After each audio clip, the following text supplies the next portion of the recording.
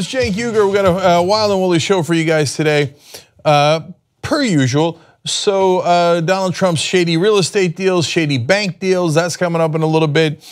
Someone slaps Harvey Weinstein. Why did Mark Wahlberg make 1,000 times more than Michelle Williams in some recent shooting in Hollywood? I don't mean shooting as in guns, although that is a normal assumption in any day in America. I mean actually a film shoot. That's a little bit later in the program. Dianne Feinstein's decided to show up to work. That's encouraging, I guess. We're going to talk about that a little bit. We got a big show ahead for you guys. You know what? Let's just do it right away. Let's just do it. Go over here. Boom. All right. All right. Speaking of Feinstein, here we go. So Senator Dianne Feinstein from California has decided to do something curious. It could have positive consequences, could have negative consequences. Let me explain it first. We go to the Hill here. Senator Dianne Feinstein, the top Democrat on the Senate Judiciary Committee, on Tuesday unilaterally released more than 300 pages documenting an interview the panel conducted in August with the founder of the opposition research firm that commissioned a controversial dossier on President Trump. First, let's note that the word dossier is fun. Secondly, let's note that that is strange. So that's the dossier with all these allegations against Trump, some of which have already proven to be true, like Carter Page from the Trump campaign going to Russia and meeting with Russian officials. And then there's, of course, the famous P-tape allegations in that dossier. And we don't know if that's true or not. But Congress brought in the guy who commissioned it through his firm to talk. And that's supposed to be private, but Feinstein decided that she was going to release it. All right, we'll play that out in a second. So Taylor Fay, the spokesperson for Chuck Grassley, was not happy about it.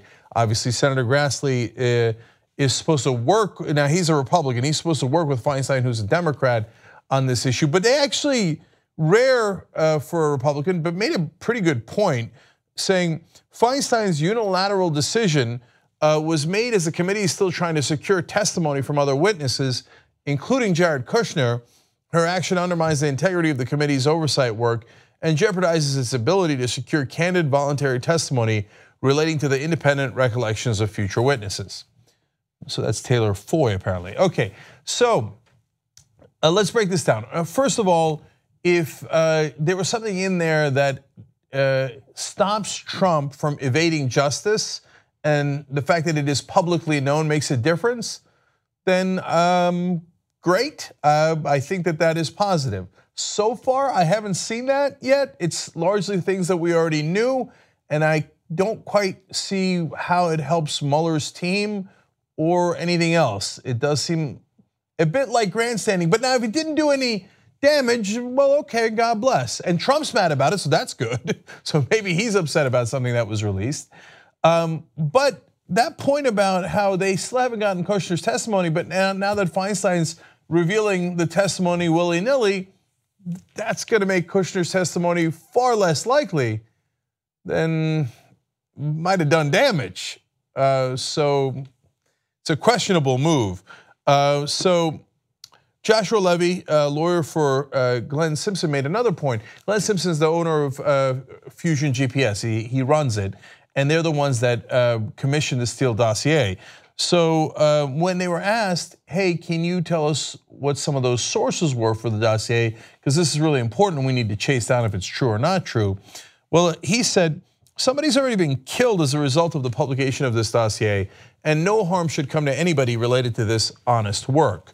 Now, look, I don't know that I take him at his word on that. I do know that 9 Russian diplomats were killed / mysteriously died within about 9 months of the US election. That is an awful lot of diplomats to mysteriously die in a very short period of time. Now, was it connected to the dossier? It's really hard to know without direct evidence, but it is a note of concern. Now, I point that out partly because Dianne Feinstein has said throughout her career, oh my God, government secrets are awesome. Your secrets are terrible. I'm gonna have warrantless wiretapping on you. And she agreed with George W. Bush on that. But when it comes to national security, she would jealously guard anything coming out of the government. Now, all of a sudden, not as interested, even on an issue that might have gotten people killed. So again, if I saw like the huge advantage releasing this had, I would say, all right, great. You know, I'm not a big fan of Dianne Feinstein, and everybody watching the show knows that. But I'd be like, okay, that's nice, that's good. At least that's good work, and maybe we pressured her into doing good work. But I'm not even convinced it is good work. I certainly don't see the upside too much right now, and I do definitely see the downside. But anyway, I guess the few things that you could say in favor of it is that Donald Trump's really mad about it, but he's really mad about everything. Anyway, here's his tweet. He writes, the fact that sneaky Dianne Feinstein, who has on numerous occasions stated that collusion between Trump and Russia has not been found, would release testimony in such an underhanded and possibly illegal way, totally without authorization, is a disgrace. Must have tough primary. Okay, so as usual, that tweet is so stupid, we have to break it down into the different layers of stupid that he has in there. So first of all, calls her sneaky Dianne Feinstein, given that she released testimony. I guess I can see, but I'm a little worried about undertones there. I don't know if he's trying to get at something a little anti-Semitic, but you know, without the context of Trump having done it millions of times, I'd say nah, probably not. In the context of Trump, probably. Anyway, but that's the minor point because you're not really sure if that's what his intent was. Okay, let's go get on to the other points. He says that Feinstein has repeatedly said that there has been nothing proven on the Trump-Russia connections. Well, that's true on a couple of fronts. One, yeah, that's because Mueller hasn't concluded his investigation. But two, Feinstein really in the past has gone out of her way to say nothing has been found. So now she's got a tough primary, and all of a sudden she's like, oh yeah, the investigation, the one I've been poo-pooing, the one that I've been saying is no big deal. Big deal, I'm releasing documents. Funny how primaries have an effect. I was told by the establishment you shouldn't have progressive primaries. You shouldn't have primaries for the Democrats. Of course, because they just want to keep on doing whatever the establishment wants. Now a little fire under her, and all of a sudden Feinstein's acting when she clearly didn't before, and that part Trump's slightly right about. But of course the main thing here is must have tough primary. Okay, let's break that down. Okay, well, she is very unlikely to be beaten by a Republican or Trump supporter. It's not only it's California, a deeply blue state, we have a runoff here. So top two vote getters from any party wind up in the final election, in the general election. So that means it could be two Republicans or two Democrats or a Democrat and a Republican. And so far it's been two Democrats because it's a deeply blue state. So somehow a Republican is going to get into that runoff. It doesn't make any sense because Trump doesn't know. He doesn't know anything. You think he knows about the electoral system of California? You think he bothered to ask anyone before sending out the tweet? Hey, how does the Senate election in California run? Of course not. And then what do you want? You want a tough progressive primary opponent, the only person who could beat Dianne Feinstein? Number one, be careful what you wish for, because anyone in Feinstein's role is going to be way more progressive and way harsher on Donald Trump. I think largely Feinstein's played patty cakes with him. So he has no idea what he's getting himself into. And number two, mission accomplished. There already is a primary against Dianne Feinstein. That's why she's acting out in the way that she is. Of course, their main challenger is Allison Hartson. And by the way, if you'd like to have a real tough progressive who's going to challenge Donald Trump day in, day out, I got good websites for you, AllisonHartson.com, and then you could donate and you could volunteer if you're in the state of California. Allison was an activist to get money out of politics, organized over 1,000 volunteers to get that done in California. She knows how to organize volunteers, so go do that. And then we called her today because that's the primary opponent apparently Trump is looking for. Like I said, watch out, Donald. You have no idea what you're getting yourself into. So she gave this quote. Hartson said about Feinstein, she already has a serious primary and clearly she knows it. This is the first time she's gotten bold in her 25 years in the Senate. It's a shame that it has taken a tough primary challenge to get her to stand up to Trump and his cronies. We shouldn't have to ask our representatives to represent us. Damn. Okay, and just one last quick thing. It is funny, like it's happening in the Crowley race too. It's happening in a bunch of races. All of a sudden they get these challengers in their primaries and they've been comfortable for decades. Crowley, who's the #4 guy in the House for the Democrats, has been coasting, never added real election. In fact, his first election, he just got handed the office by a guy who gave up at the last second and gave it to him. It's a dirty trick through and through. Feinstein hasn't had real competition in over 2 decades. So somebody woke her up from her nap and was like, hey, you got primary. She's like, oh yeah, Trump, what are you doing? I'm releasing papers, whatever. Okay, and when Allison refers to his cronies, you know why Feinstein doesn't challenge Donald Trump, his corruption in particular? Because she has a lot of the same donors. So it's hard for her to talk about the corruption when she's part of the corruption. So yeah, this very, very rare case, give Trump what he wants, a tough primary opponent for Feinstein, and see how he likes it. My guess is, as usual, he's a buffoon and will not like it at all when he sees the actual results. Okay, so I'm moving on, similar story, but it's what Donald Trump did next about it, okay?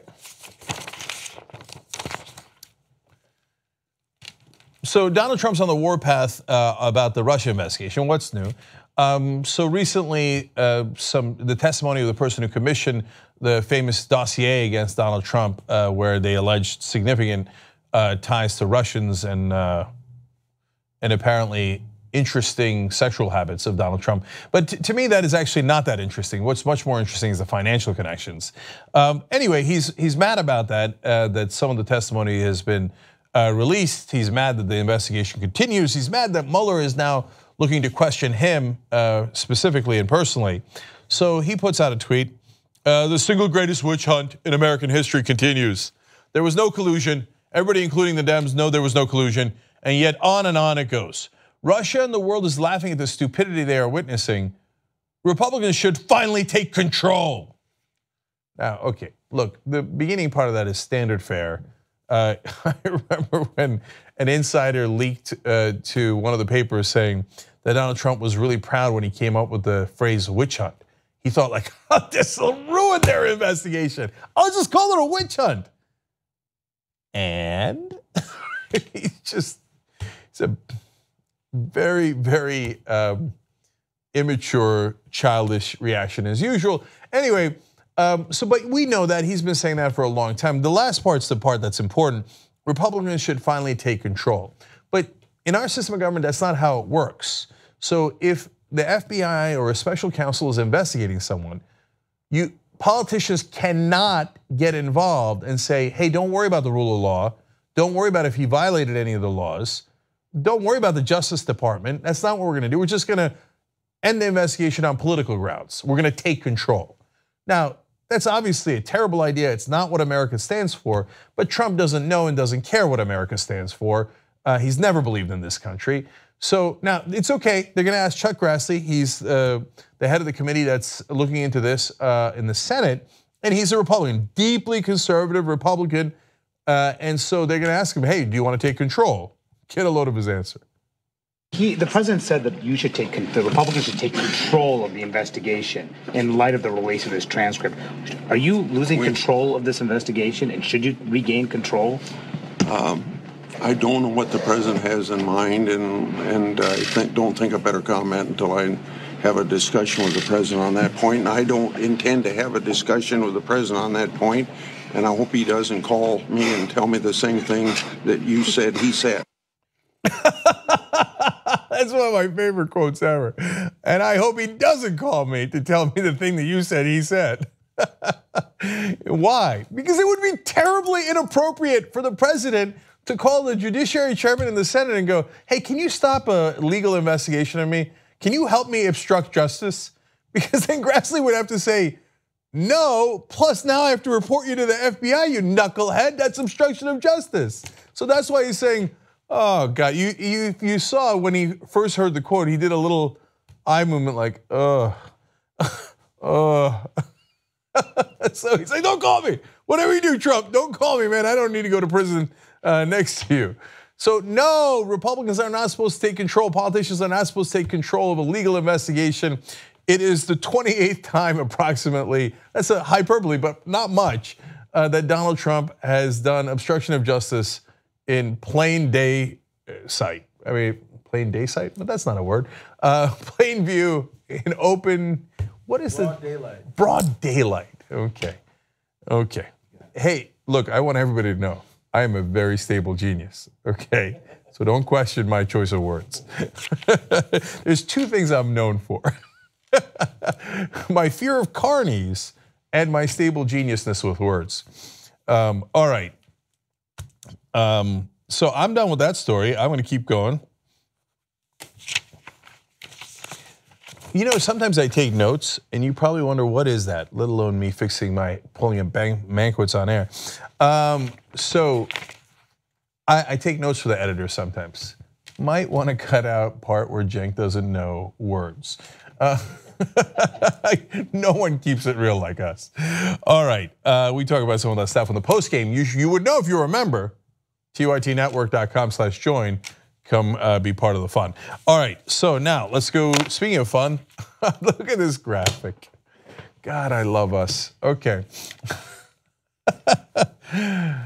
Darrell Issa in a tough fight, maybe the fight of his political life. So what's he gonna do? Well, let's find out. On Wednesday, longtime California Republican Darrell Issa announced that he would retire from Congress rather than seek re-election this fall. Ladies and gentlemen, we got him. Down goes Issa. Down goes Issa. Man, Doug Applegate knocked him the fuck out. So Applegate was his opponent last time. It was the closest race in the whole country. Applegate's a Marine colonel, and he said, "I'm coming for you." And Issa's like, "Then I'm running. I gotta get out, man. I'm not interested in that fight." So it's going to be a real bad year for Republicans. Now, Donald Trump's in fantasy land, so he doesn't realize that a 32% approval rating for himself is disastrous. And it'll hurt the Republicans in Congress tremendously. Regular rules of order still apply. Reality still applies. Just because you were up against the most unpopular candidate of all time doesn't mean that all these guys are going to be up against unpopular candidates. Issa's up against Applegate, who's a Justice Democrat. That means he doesn't take any corporate PAC money, honest grassroots, uncorrupted, progressive. His district is becoming more and more progressive. I mean, he was a goner anyway. He's running from the hill in this case because he was scared that Applegate was going to kill him, and he was going to embarrass him. So now look at the overall context here. We go to Mother Jones. Issa's departure brings the number of GOP retirements from the House to 30, a record for the party, and comes just 2 days after another embattled South Californian, Representative Ed Royce, announced his own departure. Ladies and gentlemen, we got him. Yeah, sure, down goes Royce. Okay, but he's not that relevant a figure. Issa was the guy who was a hatchet man for the Republicans. He did all the nonsense investigations of Democrats that were totally politically driven, and it was one of the worst Republicans. So the fact that a Justice Democrat has chased him out of that seat is awesome. So by the way, if you don't know, Doug Applegate is the guy we're talking about here. I'll show you a picture because you're going to get to know him. Hopefully he'll be your next US congressman from that district. And here are his links, by the way. Don't let up. This is not the time to let up. This is the time to hit the gas pedal even harder. At this point now, the corporate Democrats are probably going to get real thirsty and try to come in and make sure that someone who supported Bernie Sanders doesn't win that race. They didn't give much support the last time around, and he almost beat Issa anyway. So Applegate did put out a quote saying, "Today is a great day for Southern California.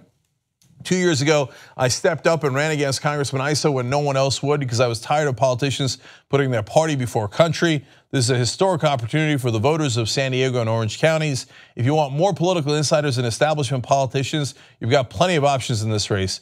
But if you want new leadership and new ideas, it's time to send a Marine colonel to Congress. Colonel, we need you to take that hill." And I believe he will. And apparently Darrell Issa believes he will. So he is going, gone. Whew, good riddance. Okay, fun day in America. A couple pieces of good news there. All right, now speaking of fun, good news, let's go to the next story. Okay, so Oprah gave the speech at the Golden Globes. It was a great speech, everybody's excited. Then her partner said, "Oh, you know, she might run." She might run for 2020. So then everybody's abuzz with talk about whether she can take on Donald Trump. So what happens next? They do a poll on it, Rasmussen. Now, Rasmussen is very conservative, and oftentimes their numbers are out of whack with the other polls and are more in favor of conservatives. So keep that in mind as you, so that sounds like Trump is winning. No, even in Rasmussen's poll, Oprah is beating him with a stick. 48% for Oprah, 38% for Trump, 14% undecided. Even 22% of Republicans said they would vote for Oprah over Trump. Woo. Okay, so look, am I in favor of Oprah running? No. I don't need any more celebrities. Sure, it would be fun. Then we'd have talk show host on talk show host crime, I guess. And but I don't want Oprah getting mired in the muck. And what if Bernie runs? But like, no. Look, there's a guy. Look, I don't know if Bernie Sanders is going to run, but if he does, it's not a contest. He already has over 80% of Democrats' support. And besides which, I want a real progressive, someone who's been in the fight for all this time. And nothing against Oprah. She's a perfectly lovely person, seems to have all the right perspectives, but we really don't know much about her in terms of, I mean, what does she want the tax rates to be? Are you sure you know? I don't know. Like, I'm not getting at her. Okay, that was a great speech and I'm thrilled about it, but let's get someone on our side that isn't a talk show host. Present company included, right? Like, let's go. I mean, at least we do a show about politics. She did a show about empowerment, that's good, right? Trump did a show about apprentices. Let's get serious. Let's get someone who's been fighting for progressives for a long, long time in that battlefield. But either way, I mean, as usual, Trump gets embarrassed, but I guess that's not news. Okay. I don't even know if 48-38 is a good number. What do you think? Is that a good number? Because I mean, I feel like, Bart's probably got Trump 48-38. No disrespect, Bart. I mean, you probably have a better number. I'm just saying. Well, I mean, I don't know. The whole thing is this: we're thinking about 2020 with a talk show host versus a reality TV show guy. So now the setup is, let's just get people we've heard of before enough, and who cares about anything else? We're learning the wrong lessons. Like from this lesson, and not that she's horrible, but we're learning the lesson of, hey, let's just do something off the wall we never thought of before without any other context to it, because we like her. And I don't think the Democratic voters are going to go in that direction. I think that the media is more interested in Oprah than Democratic voters, because I think Democratic voters are way more serious than Republican voters. Republican voters are like, who cares? I don't like these guys anyway. Oh, look, it's an actor, Ronald Reagan. Yay, it's a reality show host, Donald Trump. I'm at the circus. I was looking for elephants anyway, right? So, whereas Democrats, I would be very surprised if they went for The Rock or Oprah when there's some serious folks in the race. Now, if there is no real champion of progressives, then it's an open race and it's a different question. But I don't see Bernie enthusiasts being wooed by a television host. I would be surprised. But could Oprah beat Trump? Of course, but so could about 300 million or so people in the country. 30 million, I guess, would lose to him, including Hillary. Okay, so we're moving forward. All right, one more story for you guys in this segment. Donald Trump said during the campaign that he was going to be tough on the financial industry. Now, why did he say that? Because he knows that sounding like a progressive actually gets you a lot of votes. And he had threatened to take away a loophole that hedge fund guys had. Now, did he actually take it away? No, he gave them more loopholes. He gave them trillions of dollars in tax cuts. He was lying about that. But he said during the campaign as well, quote, "I'm not going to let Wall Street get away with murder." Okay, good. Now that's positive, especially because there was a LIBOR scandal. I'm going to explain that in a second. Top 5 banks involved, including Deutsche Bank, giant penalties. They got caught. So let's just explain it a little bit. The scandal involved illegally manipulating the London interbank offered rate, or LIBOR for short, which is used to set the cost of borrowing for a variety of financial transactions. Now that's really, really important because that's how the banks skimmed so much money off the top and away from you. So, I mean, it's the overall scandal is very complicated, but a simple way of explaining it is if they decide together that they're gonna set the interest rate, well, they can set it really low for you and high for themselves.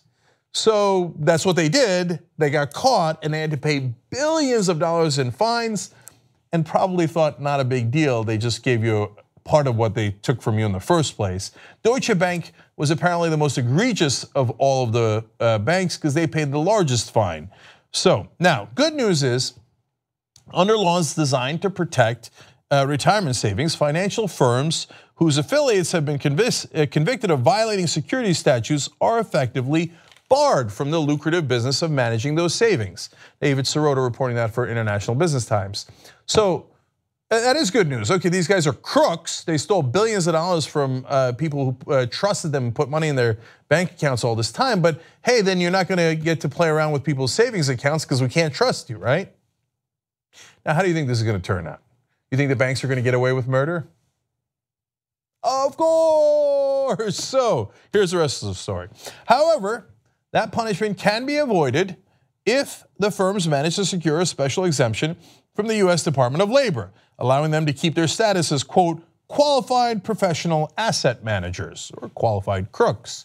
Now remember, they admitted to being crooks. They said, yes, we all got together and fixed the rates to screw you out of all that money, okay? Are they gonna be deemed qualified anyway? So look, this next quote gives you a perfect sense of Washington. So it involves Obama and Trump. So Sirota explains, in late 2016, the Obama administration extended temporary one-year waivers to 5 banks: Citigroup, JP Morgan, Barclays, UBS, and Deutsche Bank. Late last month, the Trump administration issued new longer waivers for those same banks, granting Citigroup, JP Morgan, and Barclays 5-year exemptions, and UBS and Deutsche Bank received 3-year exemptions. That right there is Washington in a nutshell, right? Democrats and Republicans do the same exact thing. Democrats are a little bit more savvy about it. They go, I'll extend it for 1 year because it seems more temporary.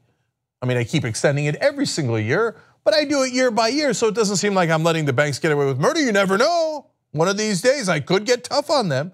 Plus, then they're gonna have to spend a lot of lobbyist money again. And they're gonna have to give me a lot of campaign contributions again. Whereas the Republicans come in and go, no, we're for the bankers. We lied to you during the election. Isn't that obvious? We're for the rich, we're for the bankers. So I'm gonna give Wall Street whatever they want. You want 5 years, take 5 years. Deutsche Bank, I got special dealings with you, 3 years. Enjoy, you were the worst of the worst. Who cares? Make it 3 years anyway. Get away with murder, what do I care? Now, why would Trump want to do Deutsche Bank any favors? Let's find out. Trump owes the German bank at least $130 million in loans, according to the president's most recent financial disclosure form. Sources have told the Financial Times the total amount of money Trump owes Deutsche is likely around $300 million. Now you might say, look, that's a loan, he gets loans from banks. Well, hold right there. No, he doesn't get loans from any Western banks because he's had 6 bankruptcies. He's a total buffoon and no one else will give him a loan except Deutsche Bank and some shady banks in Cyprus and Russia. So, and you know what he did to Deutsche Bank a couple years back? It's like, yeah, I owe you $640 million. I'm Donald Trump, I'm a moron. I went bankrupt again, I'm not gonna pay you. So then they sued one another and then somehow, magically, they got past it. I don't know how they got past it. The last quote I give you might give you some indication. But they went back to letting him borrow money, and it is entirely possible that Trump doesn't have the money to pay them again. So doing them a favor when he's president could be helpful to his cause. In fact, let's give you the longer relationship that he has with Deutsche. The president's relationship with the bank dates back to the late 1990s when it was the one major Wall Street bank willing to extend him credit after a series of bankruptcies. In 2016, the Wall Street Journal reported Trump and his companies have received at least $2.5 billion in loans from Deutsche Bank and co-lenders since 1998. So he has deep ties to Deutsche Bank. At a bare minimum, he should recuse himself. It's a massive conflict of interest. He should say, look, somebody else should make this decision. I'm definitely not part of it because I owe those guys a lot of money. And obviously I've been dealing with them for decades and decades. And at a minimum, even if he doesn't have any trouble paying back the loans, he has that enormous financial interest in that particular bank. It's insane that he lets them off the hook, and there's nothing we could do about it. It's the most obvious conflict of interest there is. Now, but is Deutsche Bank connected to Russians? And if you got my sense of why Deutsche Bank might have let him off the hook earlier, well, if they did a lot of business with the Russians, maybe they'd be making money from another part of the bank and hence not as tough on Trump if Trump were to be helping the Russians financially for all that time. If. Well, let's find out if Deutsche Bank does have any connections to Russia. Deutsche Bank was fined $425 million by New York State for laundering $10 billion out of Russia. So it's not just that some Russians have money in Deutsche Bank, that's nothing. Russian oligarchs have money in Deutsche Bank, something. No, but that alone would be, you raise your eyebrow, okay? No, in this case, they've already been fined $425 million for money laundering for the Russians. It was nicknamed the global laundromat. And Trump also has his money in the same part of the bank. Look at those wild coincidences. Trump connected to the Russians through Deutsche Bank and then doing favors for Russia, which is another story we have today where one of his staffers wanted to immediately remove our military from the parts of Europe that were near Russia, let alone the fact that he still hasn't enforced the sanctions that he signed into law, that he was forcing to sign into law. All those favors for Russia, talking about how we got to take it easy on Russia, and then favors for Deutsche Bank. I'm sure it's a wild coincidence. So if you think there's no evidence connecting them, you're not paying attention. So that's not a direct email saying, I will do this for Deutsche Bank and the Russians because I'm a money launderer. Now we'll see if Mueller can find something like that, and more importantly, can find the paper trail of where the money goes, okay? But in terms of evidence out in the open, there is plenty of evidence out in the open that they had a deal and Trump is already delivering his end of the bargain as president.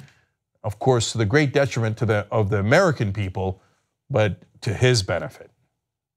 All right, now we're gonna take a break.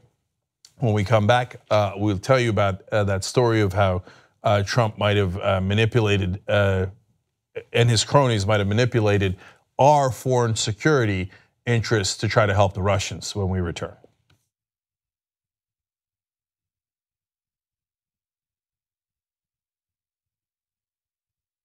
Welcome to the Young Turks on a momentous day. What now? What now?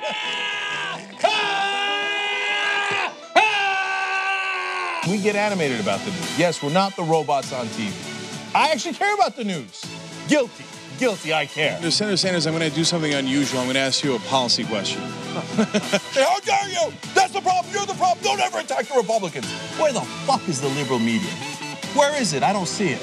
No. These establishment guys, they love the system as it is. They're all enormously rich off the system that exists. For us, this system isn't working. So what this campaign is about is trying to create an economy that works not only for the people on top, but works for all Americans. So what's happening in the Democratic Party is what used to happen in the general election. We would have a person who represented workers and the people and the voters, and then the Republicans would represent business and corporations and Wall Street, and we'd have a frickin' election. That's happening all inside the Democratic Party this time. And instead of focusing on issues that actually matter to millennial voters, for instance, we're focusing on non-issues in the country. The fear-mongering about Muslims and terrorism. Here comes Bernie in Illinois. Tell your friends, tell your family, this thing's not over. That voice in the wilderness, it created a ripple effect, which then now is a tidal wave as we stand right now. I love this show. We're gonna rock the boat. We're gonna be counter-establishment. We're gonna tell people the truth to the best of our abilities, and we're gonna keep it real with them. Membership gives us so much journalistic freedom. It's incredible. So, pytnetwork.com/join.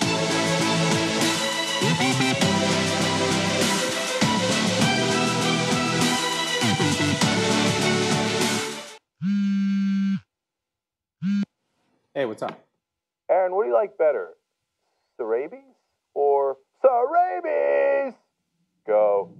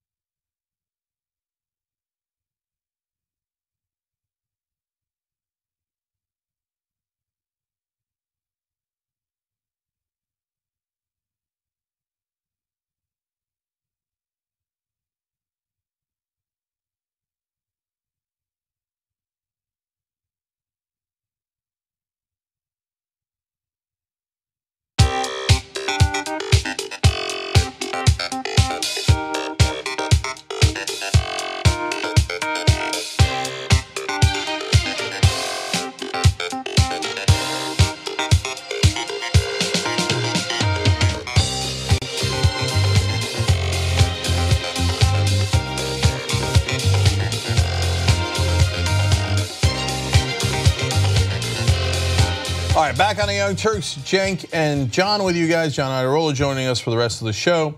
Let me read some tweets, and then I wanted to mention one other thing. Vance writes, it sounds to me like Senator Feinstein wants to hide her own corruption by interfering with the investigation. Interesting. Dorkalodimus writes, interfering?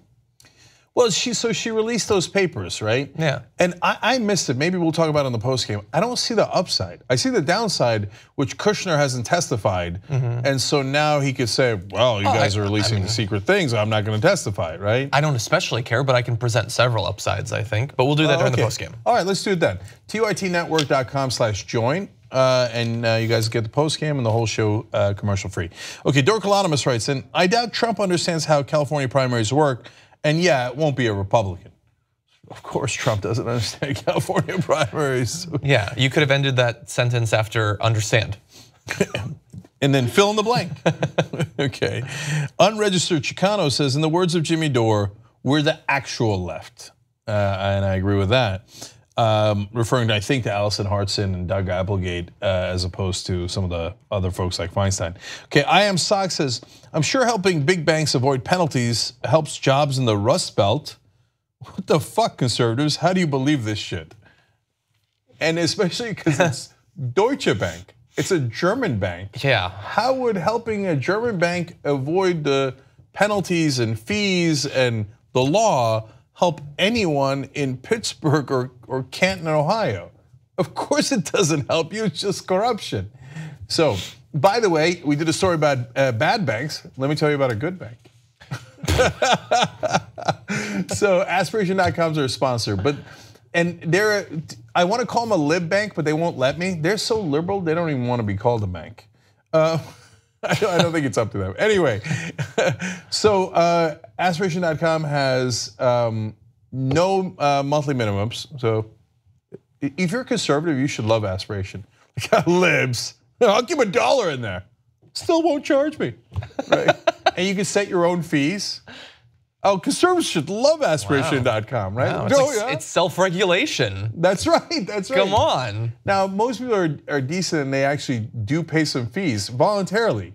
And you can say, but that's amazing that they allow that. 10% of their money, their revenue goes to charity. That's unbelievable. And they don't do fossil fuels. They don't do any of the defense contractors, et cetera. So it's clean. So aspiration.com, if you're looking for an alternative to the banks who you can trust. And by the way, the interest rate there is 1%. If you think that's low, you haven't been to a bank. Okay? Oh yeah. Yeah. That's no joke. That is way, way higher than any other banks. Yeah. But remember, they're not a bank. They do everything like a bank, but they're not a bank. Anyway, aspiration.com, yes. There you go, it's really fast. When I was in elementary school, I guess as part of like a, hey, let's give these kids at least some kind of financial information, they had to start bank accounts and sort of track it and like invest or not invest, but save. And I remembered getting like 3 or 4%, which means I was making 7 cents a month or something. So then much later on in life, when I had a little bit of money to save, I was like, I wonder how much I'm making on this. And the interest rate was like 0.025% or something. I was like, wow, I am way out of date with my financial information. Yeah, it's nothing. And I mean, I know there's a good reason why it's nothing, but on the other hand, no, but in all seriousness though, it apparently doesn't have to be nothing because aspiration.com charges 1%, not charges 1%, gives you 1% instead of 0.025. I went to the bank a couple of years ago. Yeah, I got the same 0.025, right? Yeah, something like that. Right, yeah. So now since their aspiration is doing 1%, they're still profitable, they still make money. Yeah. So apparently you can give 1% and still make money, but the banks being what they are, they're like, no, nothing for you, everything for us. Yeah. All so right. why don't we jump into the news? While the immigration reform debate is once again getting started as a result of yesterday's bipartisan meeting with Donald Trump, in the background last night, a ruling on a DACA-focused court case just threw a big wrench in the works. And as a result of this ruling, the most important part is that Trump's decision to end the program has been temporarily blocked, which is certainly going to piss him off. Now let's talk about what actually happened. So you have William Alsup, US District Judge, said that lawyers in favor of DACA clearly demonstrated that the young immigrants in question in this, were likely to suffer serious irreparable harm without court action. The judge also said the lawyers have a strong chance of succeeding at trial. And it's weird, so the judge says they're gonna suffer serious irreparable harm if they lose their legal protected status and are sent out of the country. But just yesterday, new Senate candidate Joe Arpaio says you just send them back for 6 months a year, they'll get a temporary job. Who could be against that? But to be fair, he also said it sounds stupid. He seemed to acknowledge that. But thankfully now, at the very least, it is being temporarily blocked. So just a little bit more from the judge's ruling. DACA covers a class of immigrants whose presence seemingly all agree pose the least, if any, threat and allows them to sign up for honest labor on the condition of continued good behavior. This has become an important program for DACA recipients and their families, for the employers who hire them, for our tax treasuries, and for our economy. And so that's, you have on the one hand, the blocking of the Trump decision, and then the reasonable response from our president. It just shows everybody how broken and unfair our court system, capitalized, is when the opposing side in a case such as DACA always runs to the Ninth Circuit and almost always wins before being reversed by higher courts.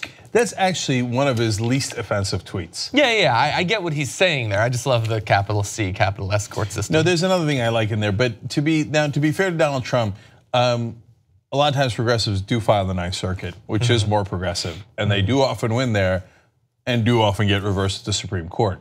So, and they have not adjudicated the whole case here yet. Yeah. He's just saying, whoa, don't send him out of the country because that'll do irreparable damage. First, let's figure out if we're gonna send him outside the country, then take action. Yeah. And that's hard to dispute. But I do wanna correct something that we did here. Can I get a picture of the judge again, William Alsop? That's the first graphic you guys showed. Because we wanna be as fair and honest as possible. Fake news, that's obviously Bill Press. It does kind of look like Bill Press.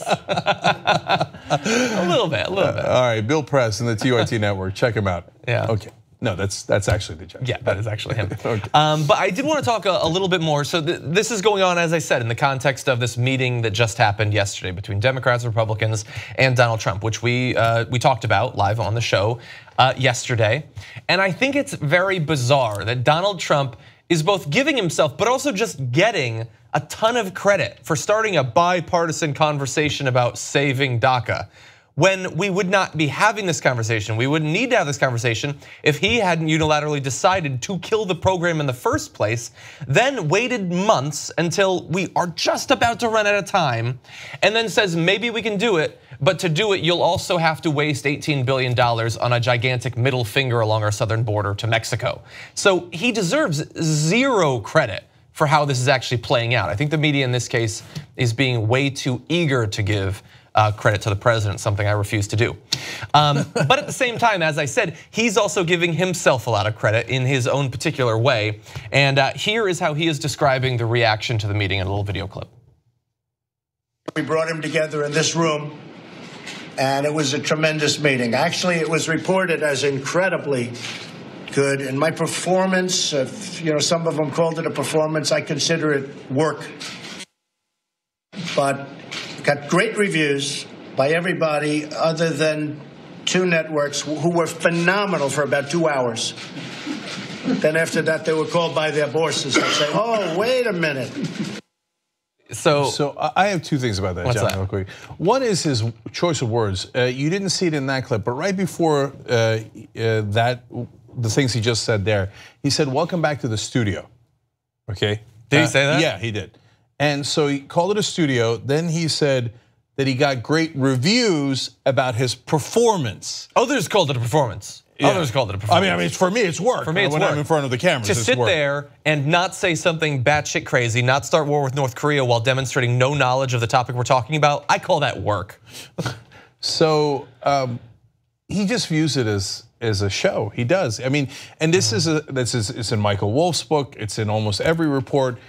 He views every day, and this is from, again, White House insiders, every day like a TV show that you have to win that day.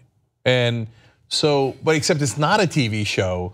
There's 800,000 dreamers, and their lives depend on it. You might be sending them back to countries they've never lived in. Some of them don't know the language. They would literally not have any idea where to go. Could be incredibly dangerous situations there. Yeah, you would be ruining their lives, and let alone their loved ones that are here. But to him, That never crosses any of his. That doesn't cross his mind at all. He just thinks like, did we win? How's my ratings? Did I get good reviews? How was my performance? Yeah, it's just he's not a serious man. No, I mean that's super obvious, but it's disturbing in that thing. And all he wants is credit. And you know what, Democrats, just wisen up, man. Just like there is a way to like I don't want you to stroke his ego because it's just degrading and humiliating. But there's a way to like if all that MSNBC or CNN has to do is go, good job, Donald Trump, with those dreamers. That was amazing. That was one of the best things you've ever done. And you'd be like, oh, okay, that's it. Dreamers are in. Yeah. In fact, they all get citizenship. $1 million. Plus $100 each. You get a car and you get a car, dreamers. You know what? I'll treat them like the banks. I'll give them everything. Yeah, there you go. But yes, he isn't quite getting that. I mean, look, he's obviously happy with himself. He thinks that he got good reviews. He's being nominated for an Oscar, actually. But it gets a little bit weirder. So here is a little bit more description of the reaction to the meeting. Let's adjudicate if this actually happened or not. And unfortunately, a lot of those anchors sent us letters saying that was one of the greatest meetings they've ever witnessed. And they were great. For about 2 hours, they were phenomenal. And then they went a little bit south on us, but not that bad. It was fun. They probably wish they didn't send us those letters of congratulations, but it was good. I'm sure their ratings were fantastic. They always are. Oh, God that didn't damn happen. It. That did not happen. And stop obsessing about the goddamn ratings. All right, and guys, come on. Is there anybody in the country that doesn't realize the guy's a lunatic yet? They said it was one of the greatest meetings they've ever seen. It was a perfectly normal meeting about one piece of legislation where he slightly agreed with Democrats, and people were like, "Oh, he's willing to sometimes agree with Democrats." I guess before that's good. He's corrected by the Republicans, saying, "Hey, wait, that's not actually our position." Yes, and where the most information he gave was, "I will sign anything you give me. I'm not going to say what should be in it." Great meeting, you're amazing. I mean, maybe they're doing what you said. Maybe Brian Stelter literally mailed him a letter saying that was a great job to get him to just back off and let the adults. Of course not what Stelter does or CNN does. No, it didn't actually happen. Right, but one of the greatest meetings they have ever seen. Okay, now what happened to cover his tracks? Because of course the fool says something that Republicans don't want him to say. Oh, you're referring to the fix? Yeah. Yes, so I don't think we actually have that on here, do we? But basically what happened is if you watch the videos that we showed you yesterday, I believe it was Senator Dianne Feinstein, she brought up, well, you know, can we just have a clean DACA bill? You say you want to get that out of the way and then go to the comprehensive later, can we just do that? And he said, yes, I'd like to do that. Now the Republicans jumped in, tried to correct him, but he said a couple of times that he would be okay with that, not knowing that that goes against the Republican position. And you know that they did eventually teach him what he'd done wrong, because later last night, he sent out a tweet saying, as I made very clear, doing DACA is going to require also spending $18 billion on the wall.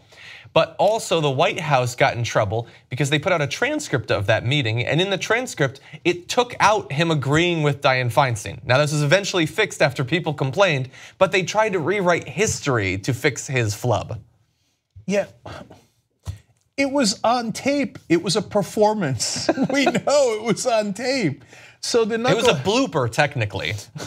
But you know, so the guys at the White House, number one, they have an unenviable job to try to correct the buffoon that's in charge.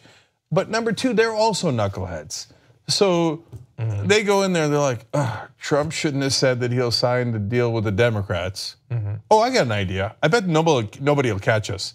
Let's just fix what the idiot said because he's an idiot, okay? And then they just take it out of the transcript and everybody's like, yeah, we saw you took it out of the transcript. Yeah. They're like, technically, the White House calls that the director's cut. This is the second time, by the way, they've been caught taking an idiotic statement by Trump, that at least what they view to be an idiotic statement by Trump, out of the transcripts, and both times they got caught. Yeah.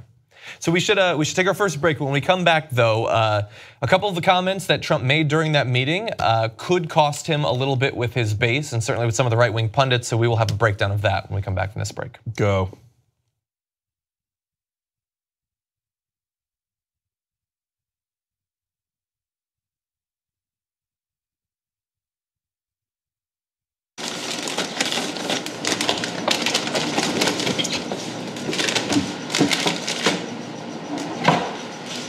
What's J and A? Ja'Cory and Arthur. You guys share a mug? Yeah, you both take our hot cocoa black. That doesn't make any sense. Plus, I'm right-handed and Arthur's left-handed, so our lips wouldn't even touch the same area. It's perfect. No. I'm not left-handed. What do you mean?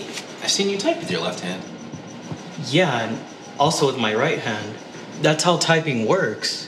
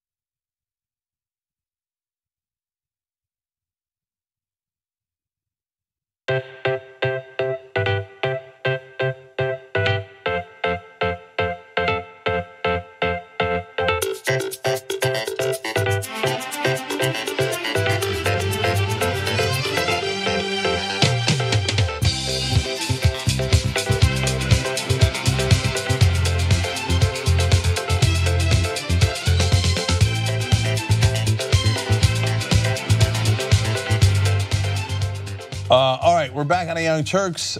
John's got 2 tweets for you in a second, but member shout-outs are Stuart Pullinger and Kate Sheriff. Oh, there's a new sheriff in town.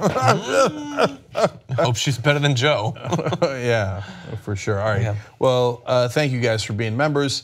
Everybody sign up, support independent media, and get all the Young Turks shows. I saw Jimmy Dore taping in here earlier. I guess you got to see Aggressive Progressive tomorrow. We're doing a live old school tonight with JR. JR is on. Are you on? No? No, not tonight. No, and John's not on. Perfect. So. Well, maybe I'll stay then. Okay, TYT. I got trivia tonight. TYT. Oh, he's got important things like trivia tonight.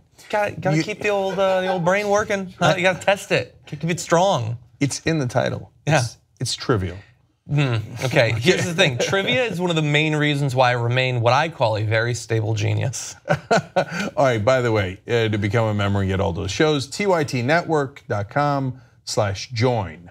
Okay, what are the tweets? So 2 tweets. One from Marco Pavlovic saying, the networks also sent me some of the greatest letters ever sent in the 6,000-year history of mankind. Which is funny, but he would never, that demonstrates too much knowledge about history. Yes, 6,000 years, he would never. He wouldn't know that, yeah.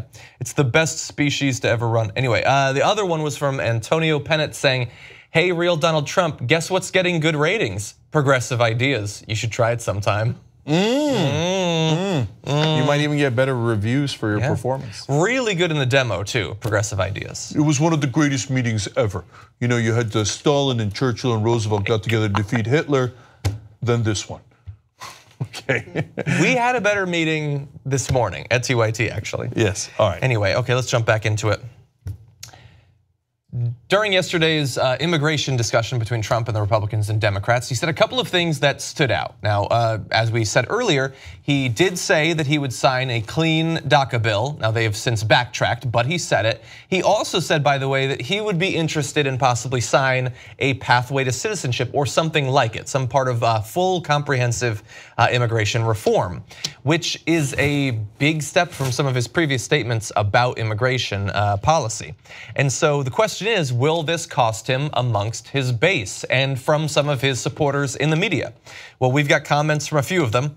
First from Ann Coulter, who I wish we still were banning from the show, but we're not. So she tweeted this: Trump, flanked by Dems and open borders GOPs, announces plan for 100% open-ended amnesty, which is not what he said anyway, but also, but don't worry, there will be border security, political euphemism for you're not getting wall. And this DACA love fest confirms a main thesis of Michael Wolff's book. When Bannon left, liberal Dems, Jared, Ivanka, Cohn, and Goldman Sachs took over. Yes, those good liberal Dems, Goldman Sachs. And nothing Michael Wolff could say about real Donald Trump has hurt him as much as the DACA love fest right now. So a couple of things in there that are intriguing. Number one, don't call it a comeback, but here comes Steve Bannon.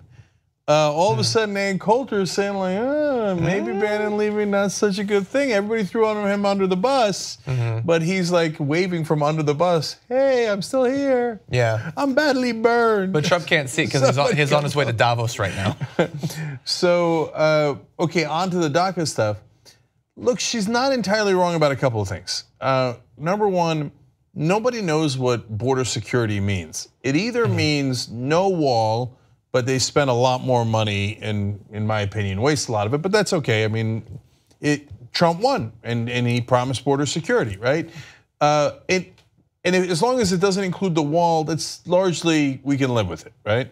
But conservatives can't live with it. Or border security means, yeah, the Democrats sold us out, and getting the DREAM Act, which was easy, and Trump said he would do it anyway. Jeff Flake says he has a bunch of Republicans lined up to have that pass anyway, without any help, right? And if the Democratic leadership traded for a wall, to me that's a disastrous result and a terrible capitulation. I mean, I think both are disasters. Okay, so now, but from Coulter's perspective and the right-wing perspective, they really want that wall. So what she's doing here is putting pressure on Trump to not do a deal with the Democrats or to do a deal that includes the wall. And that pressure is already working, because then that got to Trump, and Trump panicked, and they even retracted a part of the transcript from yesterday, and now all of a sudden he's in full backpedal saying that he wants the wall. pressure works. It works from the right, and the very few times that the left does it, it also works there. Yeah. And by the way, that's why Feinstein even asked him the question about, hey, will you give us a clean bill on the DREAM Act? Because she's feeling pressure from the left, from people like Allison Hartzler running a primary against her. So all of a sudden, and Washington hates this. All the media is like, oh, you see that? It drives them to actually be progressives and conservatives. Or to even be reasonable. Yeah, but they're supposed to be progressives. I know Feinstein's pretending, and Trump has no ideology at all. He's just floating with the wind. Oh, I got praised for saying that I would do the DREAM Act. Oh no, Coulter hit me. I don't want to get hit by Coulter. And he's going back and forth because he's a child. Well, let's hit him again. We're now going to turn to the intellectual side of the right-wing media landscape with Tucker Carlson. Today, in a remarkable twist, the president held a televised meeting with the very swamp creatures he once denounced. He told them he trusted them to craft immigration policy without his input. The president agreed with Democratic Senator Dianne Feinstein of California that it would be wise to handle the question of DACA separately before negotiating any meaningful reform of our broken and dysfunctional immigration system. It was a completely different Donald Trump from the one we watched on the campaign trail just 2 years ago. Yet these are the same people the president now says he trusts to write the immigration bill, the one he'll sign no matter what it says. So what was the point of running for president? You'll remember the president also ran on his skills as a negotiator, and he clearly has skills as a negotiator. But where were they today? Yeah, I mean, after all, to be fair to Tucker Carlson, I guess, he did say, I will sign whatever you give me. I'm not going to tell you what should be in there. I assume that's page 1 of the art of the deal. Give me whatever you want, I'll do whatever. But yeah, by the way, one of the skills that I don't have, because we don't use teleprompters here, is I can't read a teleprompter, and it is actually difficult. But I don't know who taught Tucker Carlson, because his technique is to read by glaring a hole through the machine. Okay, laser hitting each word. But let me tell you something, those are pretty harsh words. Yeah. And what was the point of the exercise, the whole point of the exercise of running? Wow, and he compared them to Chicago Cubs fans, to supporters, saying like, what does that analogy tell you? That, look, you're rooting for. I don't know. Okay, you don't know, so I'll fill you in. I know they didn't win for a really long time, and then they did. No, it mainly went. Chicago Cubs are mainly known in sports as losers, maybe lovable losers depending on your perspective. But the number one thing, the only thing they're known for is being losers. They never win. So he's saying Donald Trump's like rooting for Donald Trump's like rooting for the Chicago Cubs, and I wonder if anybody did a segment called "Loser Donald" at any point. Anyway, and then he said, quote, despite the disappointment and embarrassment that you put up with. Really strong words from a Fox News anchor about Donald Trump, which goes to show you every other day when he's servicing Donald Trump, he doesn't actually mean it. So what he actually thinks is it's embarrassing to have to put up with this loser, but we did it. We held our nose with this idiot just so that we can get that stupid wall. And now if we're not going to get the wall, why did we embarrass ourselves supporting this guy in the first place? Yeah, and it's amazing. I mean, we've been through a year of the Trump presidency basically at this point, and we've wondered, is there any line that they will draw in their support for him? Both people like Ann Coulter, Tucker Carlson, but also his actual base. And like, if this is the line after all that he's done, the fact that we remain on the brink of possible nuclear war with North Korea, throwing trillions of dollars at the wealthy and all that, mostly wasted, the line that they're gonna draw is that he might be kind of nice to the dreamers a little. And he said he wanted a bill of love, and now they're shocked and chagrined. But John, that actually makes sense to me. So, well, I mean, based on obviously how vile and xenophobic they are, yes, it's another reminder of how disgusting some of the base is. But all the other things that you mentioned, war, Republicans like war, tax cuts for the rich, Republicans love tax cuts for the rich. So it is logical that the line that they're drawing is right at the border. Yeah, I would argue, I know that this is a separate conversation, but I would argue that a potential war with North Korea is different. Yeah, I don't think the military even wants that. Except Lindsey Graham is cheerleading for it. Yeah, so but Lindsey Graham's not the military. I mean, supposedly not Madison. the military, but defense contractors that finance all the Tucker Carlsons and Ann Coulters of the world love the idea of war with North Korea. which speaks incredibly poorly of them, but they got to maximize profits. Yeah. So one more thing, guys. I wanted to share with you guys a petition that Just Democrats are doing that I talked to you about before, justdemocrats.com/AmericansAgree. And the reason I want to share it with you is because, look, pressure from the right and the left actually works. And the Democrats, if you didn't follow closely, were actually going to cave into Trump and never bring up the DREAM Act in relationship to the budget showdown, which is also coming up soon. And after they caught a lot of heat for it, Pelosi then turned around and said, yeah, sure, we meant, of course, you need to do the Dreamers thing before the budget, and we're going to include it as part of the showdown. Part of the way that you create that is, for example, 27,000 people signed that petition already, and the more you get, as happened with Medicare for All in the House, the more momentum you get. So the petition says, what are we doing? If we're going to agree, if we're going to help the Republicans pass a budget, then we should get logical things in return. DREAM Act at a minimum, but also net neutrality and also protection of Social Security. Which is looking more likely now. Yeah, it's got over 40 co-signers or sponsors. Co-sponsors.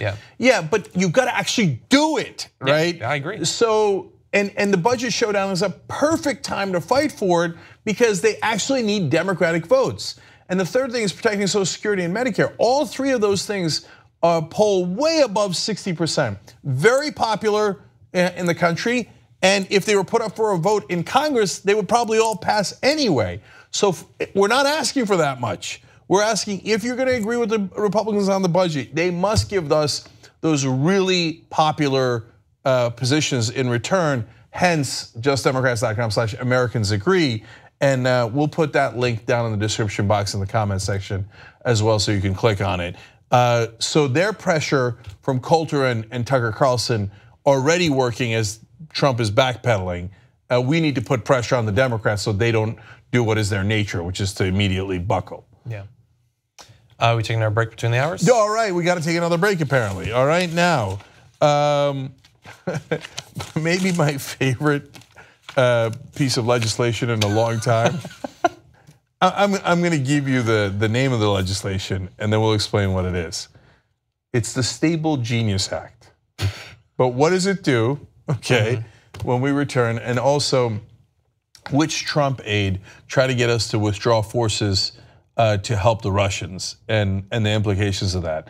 And I know there's no evidence except that it's out in the open and there's an article about it. So apparently there must be some evidence. All right, so we'll be right back.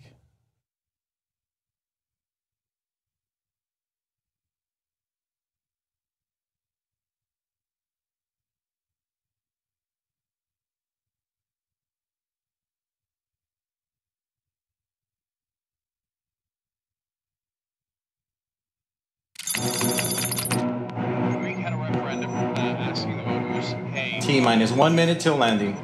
TYT broadcast controllers, listen up. Give me a go, no go for landing. Sound? Audio is hovering at minus 12 decibels. We're go. Streaming? We're go. Camera crew? We're go. Mission control? We're go. Snacks? We're good. Iguana? Sir, we are go for landing. Okay, everybody. I want this to go off without a hitch. Sir, I've been looking over this joke for the past hour, and with the bandit firing now weeks old and waning in English, Johnson, English. What are you trying to tell me? This joke isn't going to land, sir.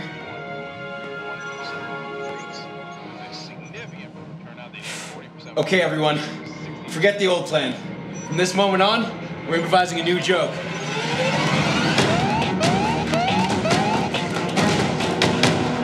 So this is where the show started, and this is where it was supposed to end. Now the joke was supposed to land here, but that's not gonna happen, obviously.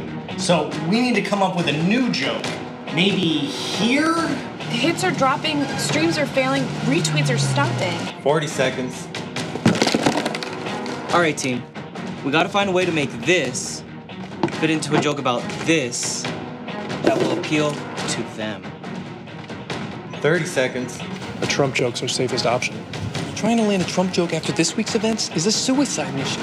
We are officially out of time. We need to act now. Sir, I think our best course of action is to let Cenk try to land a dad joke. That's the deal? That's the deal. All right, everyone, to their stations. Led by Germany and some of the creditor nations like Netherlands and Finland. Cameras, position. Social media team. Race run follows. 10 seconds. As for the rest of us, all any of us can do now is wait and hope. This is gonna be the worst disaster TYT has ever experienced. With all due respect, sir, I think this will be the finest hour 2 yet. Giving mood, Angela Merkel's government seems to have signaled pronounced. Come on, Jake. Everyone, it's been a pleasure streaming with you. Greek Prime Minister immediately picked up the phone to Putin and said, "You Putin any money in?" Okay, anyway. TYT crew, the joke has landed.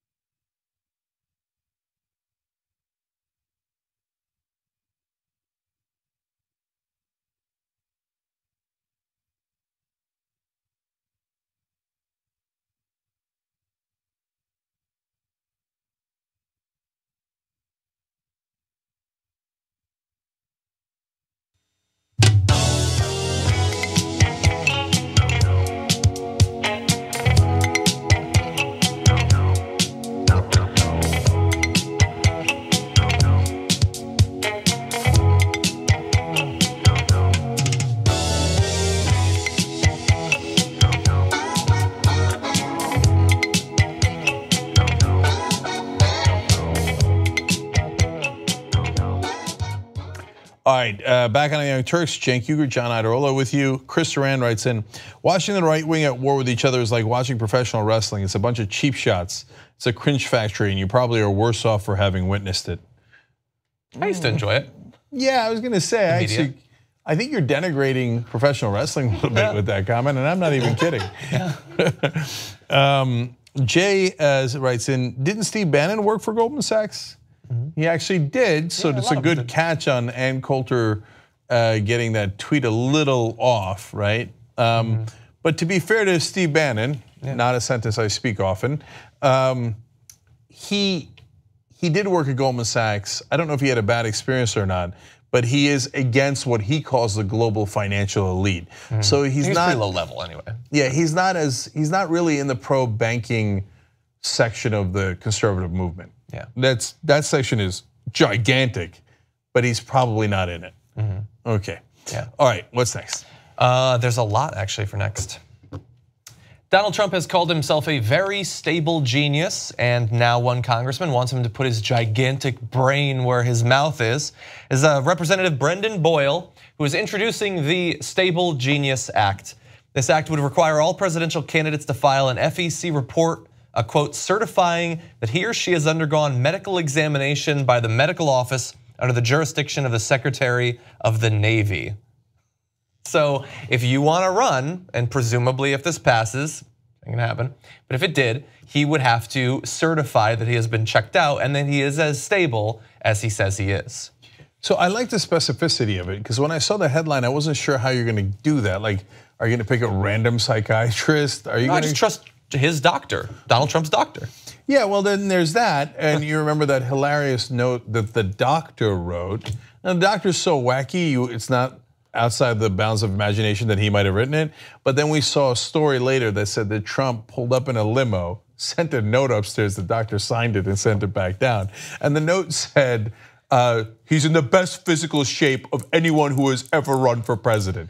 Gee, I wonder who wrote that. I can't quite tell. Who speaks like that? Yeah. Perhaps a very stable genius. He's in better shape than that slob Kennedy. And then I was thinking, and then I was thinking, who else could be the psychiatrist who would determine it? Well, there is Fox News' medical A-team. I mean, so maybe Ablow. Yeah, Keith Ablow. He could maybe he could take a shot at it. Yeah. He's a body language expert. Yeah. Like he can see a Democrat and go, "Oh, the Democrat went like this," which obviously means that they're perverted freaks, pedophiles. Right. I think he should go on Oprah and they should get Dr. Phil in to talk to him. So, now kidding aside, I don't know that I'm happy with this precedent. Because then we're sending everybody to some doctor at the Navy. Of course. Are they mentally stable enough? That's a weird last check on the president. And look, let's be honest with ourselves. The country kind of voted for Donald Trump. So maybe we all ought to have our head examined. Yeah, I think before you should be allowed to vote, you have to go to the Secretary of the Navy. But yeah, obviously, I mean, look, I would guess that if you were to sit Brendan Boyle down and talk about this, he would say the chances of it passing are low. But let's talk about his explanation for it at the very least. Now, this came about, if you haven't been following the news lately, as a result of this tweet. Actually, throughout my life, my two greatest assets have been mental stability and being like really smart. He talks about crooked Hillary. Actually, I don't know why we don't have the next one, but in the next one he says, not just a genius, but a very stable genius at that, he calls himself. I wasn't on the show when you guys did it. I did a YouTube live about it, but there's two things I can't emphasize enough. He wrote like really smart. It's one thing to say, I'm like really smart, which is incredibly dumb to begin with, but to write down, comma, like, comma, really smart. It is amazing, but maybe outdone, and everybody talks about a very stable genius, and that is a bizarre thing. And somebody had a great tweet about it. I'm gonna do a quick aside here. Imagine a guy sits next to you at a bar and goes, "Hi, I'm a very stable genius." I mean, how fast do you run out of there, right? But that guy's the president, that guy's the president. Anyway, but I think actually the worst of it is, actually throughout my life, my two greatest assets have been mental stability and being like, how is that an asset? How is that, like that's the bare minimum is mental stability. If that's one of your two greatest assets is the bare minimum, one of my two greatest assets is that I'm not in a loony bin. I've never been checked into an insane asylum, and that's one of my great assets. Well, one of my great assets is that my body has the ability to take in oxygen, process it, and emit carbon dioxide. Yeah, one of my great assets is I've never exploded, never physically exploded. No, never. Plus, I'm like really smart. Keeping it together. Yes, okay, so I just want to give Brendan Boyle a chance to defend the bill. This is how he described it. Before voting for the highest office in the land, Americans have a right to know whether an individual has the physical and mental fitness to serve as president. The president believes he is a stable genius. I do not. President Trump's reckless, erratic behavior has exposed a critical flaw in our existing election process. While it is necessary to take the current president's concerning behavior seriously, and I support legislation to address these ongoing concerns, I believe we must also be proactive and do all we can to ensure a situation like this does not arise again. And as we have hinted at, obviously I don't actually support this sort of thing. It sounds like that could go awry really fast. But where I disagree with him, or I guess agree but disagree with the conclusion, is in that first part he says, before voting for the highest office in the land, Americans have a right to know whether an individual has the physical and mental fitness to serve as president. The implication being that we did not know with Trump. But that is incorrect. We knew with Trump that he was not mentally fit to be president. People just voted for him anyway. Not as many as voted for his competitor necessarily, but they still voted for him. And remember that if you had to go to the Secretary of the Navy's office and go to a psychiatrist there, they would have also picked up Hillary Clinton's aneurysm. Maybe they could have treated it in time. Okay, or perhaps it didn't exist. All right, well, it's a fun effort by Congressman Boyle. Ultimately, we vote no, but it is putting the fun aside for one quick second, though, to end on a somber note, which is always the way to go. look, the guy in office is deeply, deeply unstable. And this couldn't have helped, and this is not a good idea. But it's the current state of affairs. I mean, we have a guy in office who screams out, "I'm stable. I'm very stable. I'm like really smart. I'm like a stable genius." I'm like, that's lunatics do that. Literally, like homeless people who have lost their minds. Like, you're like, oh man, we should get them help, right? Yeah. Like that's so outside of normal. Do you know anyone in your personal life that has ever said, "I'm a very stable genius"? Like walk into a room and go, "Now, one of my greatest assets is mental stability." Like how would you be freaked out if a coworker said that, a fellow student? You'd be like, "Oh, I don't know, does this guy have a gun? I don't know." You would be concerned, right? He's the president. He has tweeted a lot of embarrassing things, but I think that might be the single most embarrassing. Yeah. Maybe we'll compile a list at some point, top 100. But extend this, you guys. So really fast. Think about this comparison. I know we've ruled against this being a thing, this bill for a stable genius bill, but he's running the country. Think about a sports trade. Before you can trade or you can even pick up a new player on your team to sign a multi-million-dollar contract to play a position on a team, say point guard on your Celtics, they have to pass a physical because you need to be able to move your knees and feet and not have it fall apart to play 82 games in the season. And if you don't pass that physical, this trade can be null and void because we don't need that asset on our team that doesn't work for us. This guy's losing his mind. He's in office, supposed to be thinking to run the country, help run the country, and he can't do it because he's not there. So although this is a joke bill, we kind of do need to assess whether or not someone's insane before they get in office to do things mental. I think what we need to do, because I think that would be too easy to abuse, theoretically. I think what we need to do, and what we actually have at least some small ability to do, and that you do as well, is to impress upon people the need for intelligence, the need for expertise and knowledge and curiosity and all of that. And if they desire that, then Donald Trump never would have become president in the first place. It's just that we as a culture and as a country don't care about expertise anymore. We don't care about education or knowledge or curiosity.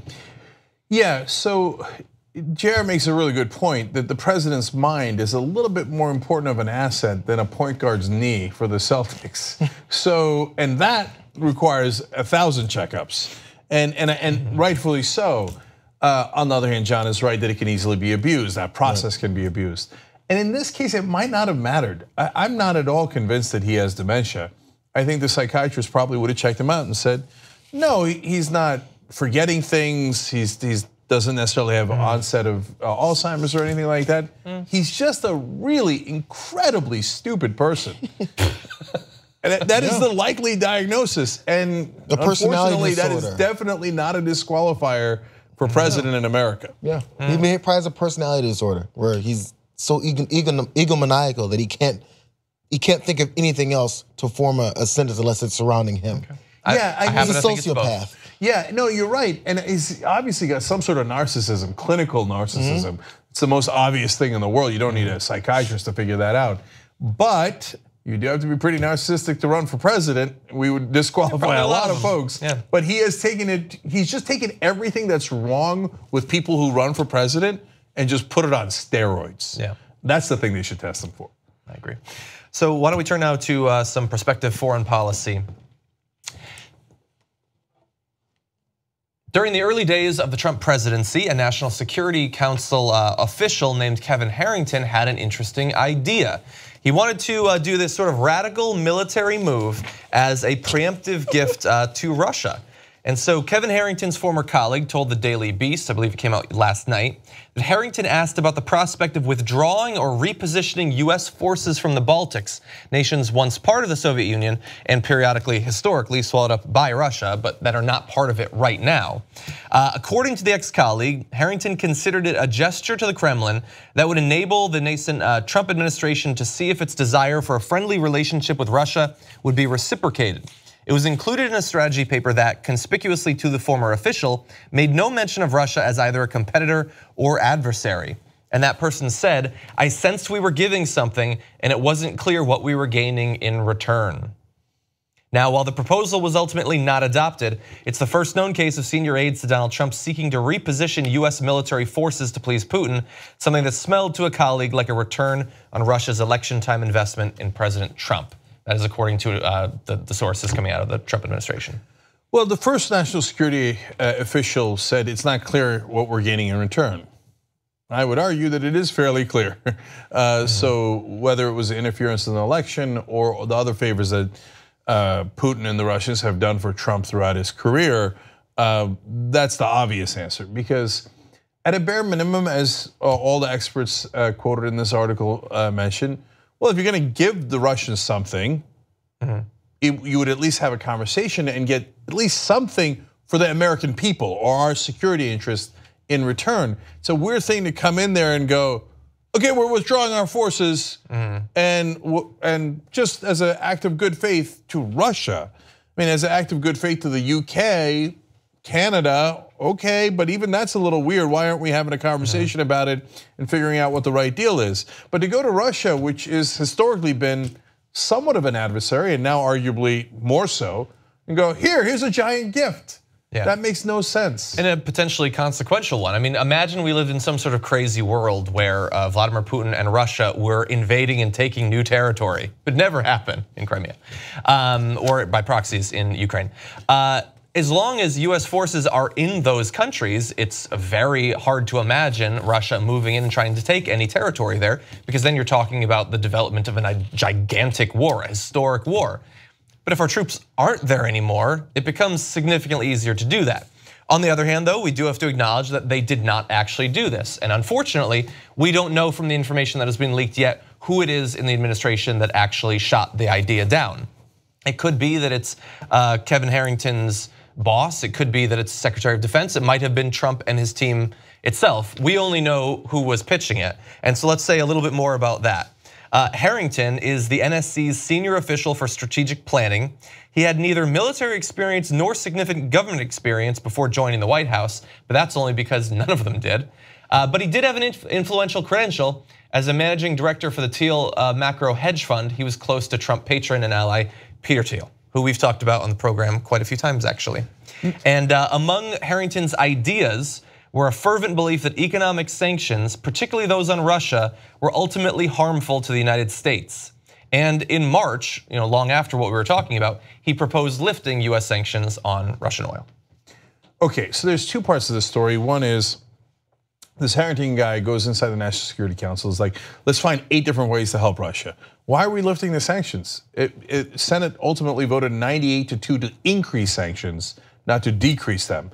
But there's a guy put in by Trump going around going, let's take our troops away from the front, and there isn't an actual war front with Russia. I don't want people to get worked up over that, but it would be important to take away even the small amount of troops we have, 150 troops. You could make a separate argument for it, and you could put together a logical, smart deal maybe that gets us something in return. But to come in there to do that, then to say, okay, that didn't work, then let's lift the oil sanctions. Why are you trying to help Russia? What's your point?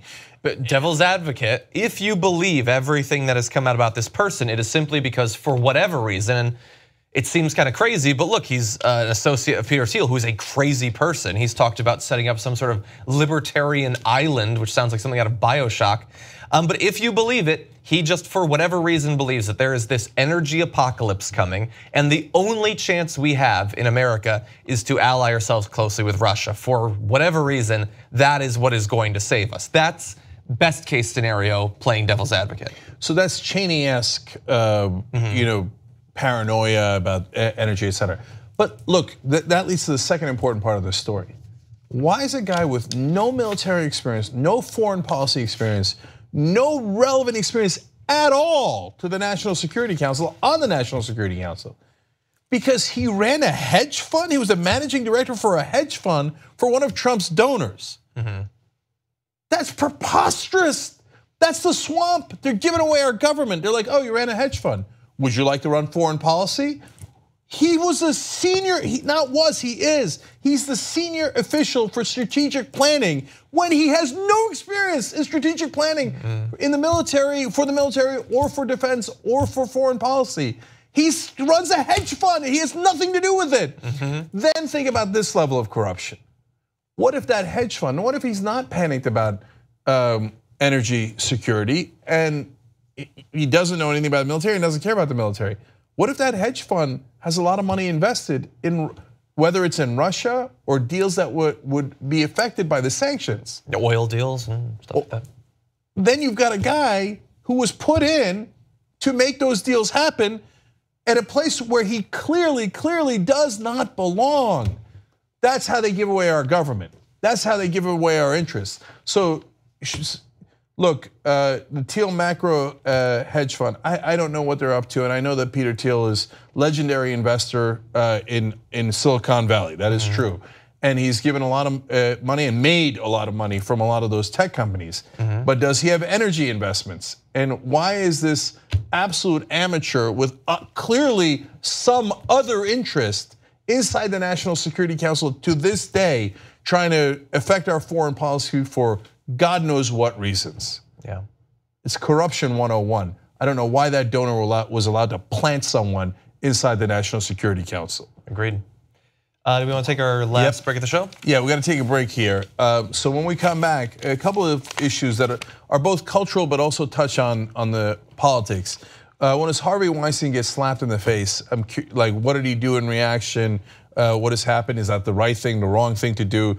Kind of shades of that debate about whether it's the right thing to do to punch a Nazi. I thought that's what you were going to say. Yeah, and then Wahlberg, apparently Mark Wahlberg got paid 1,000 times his female co-star, who's actually award-winning. Why did that happen? How did it happen? Does it make any sense at all? We'll discuss when we return.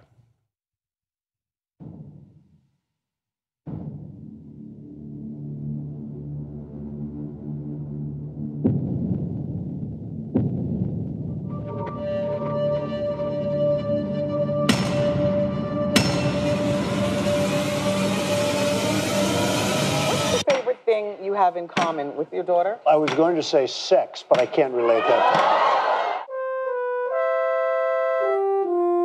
He said I had small hands. They're not small, are they? I never heard that one before.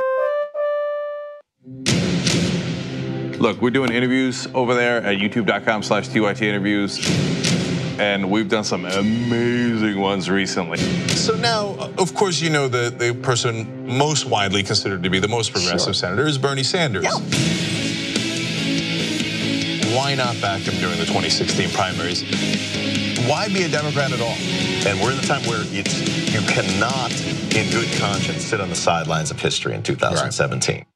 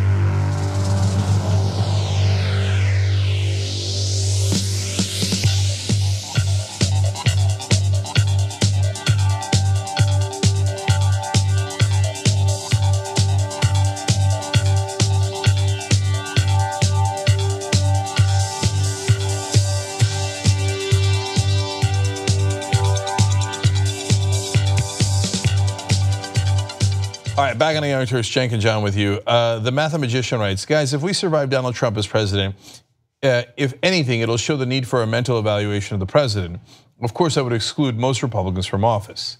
That's part of the reason they're not going to agree to that. I mean, Michelle Bachmann, Louis Gohmert. Oh, God, yeah. Okay, so Mr. Gohmert, you say that Barack Obama was going to reconstitute the Ottoman Empire.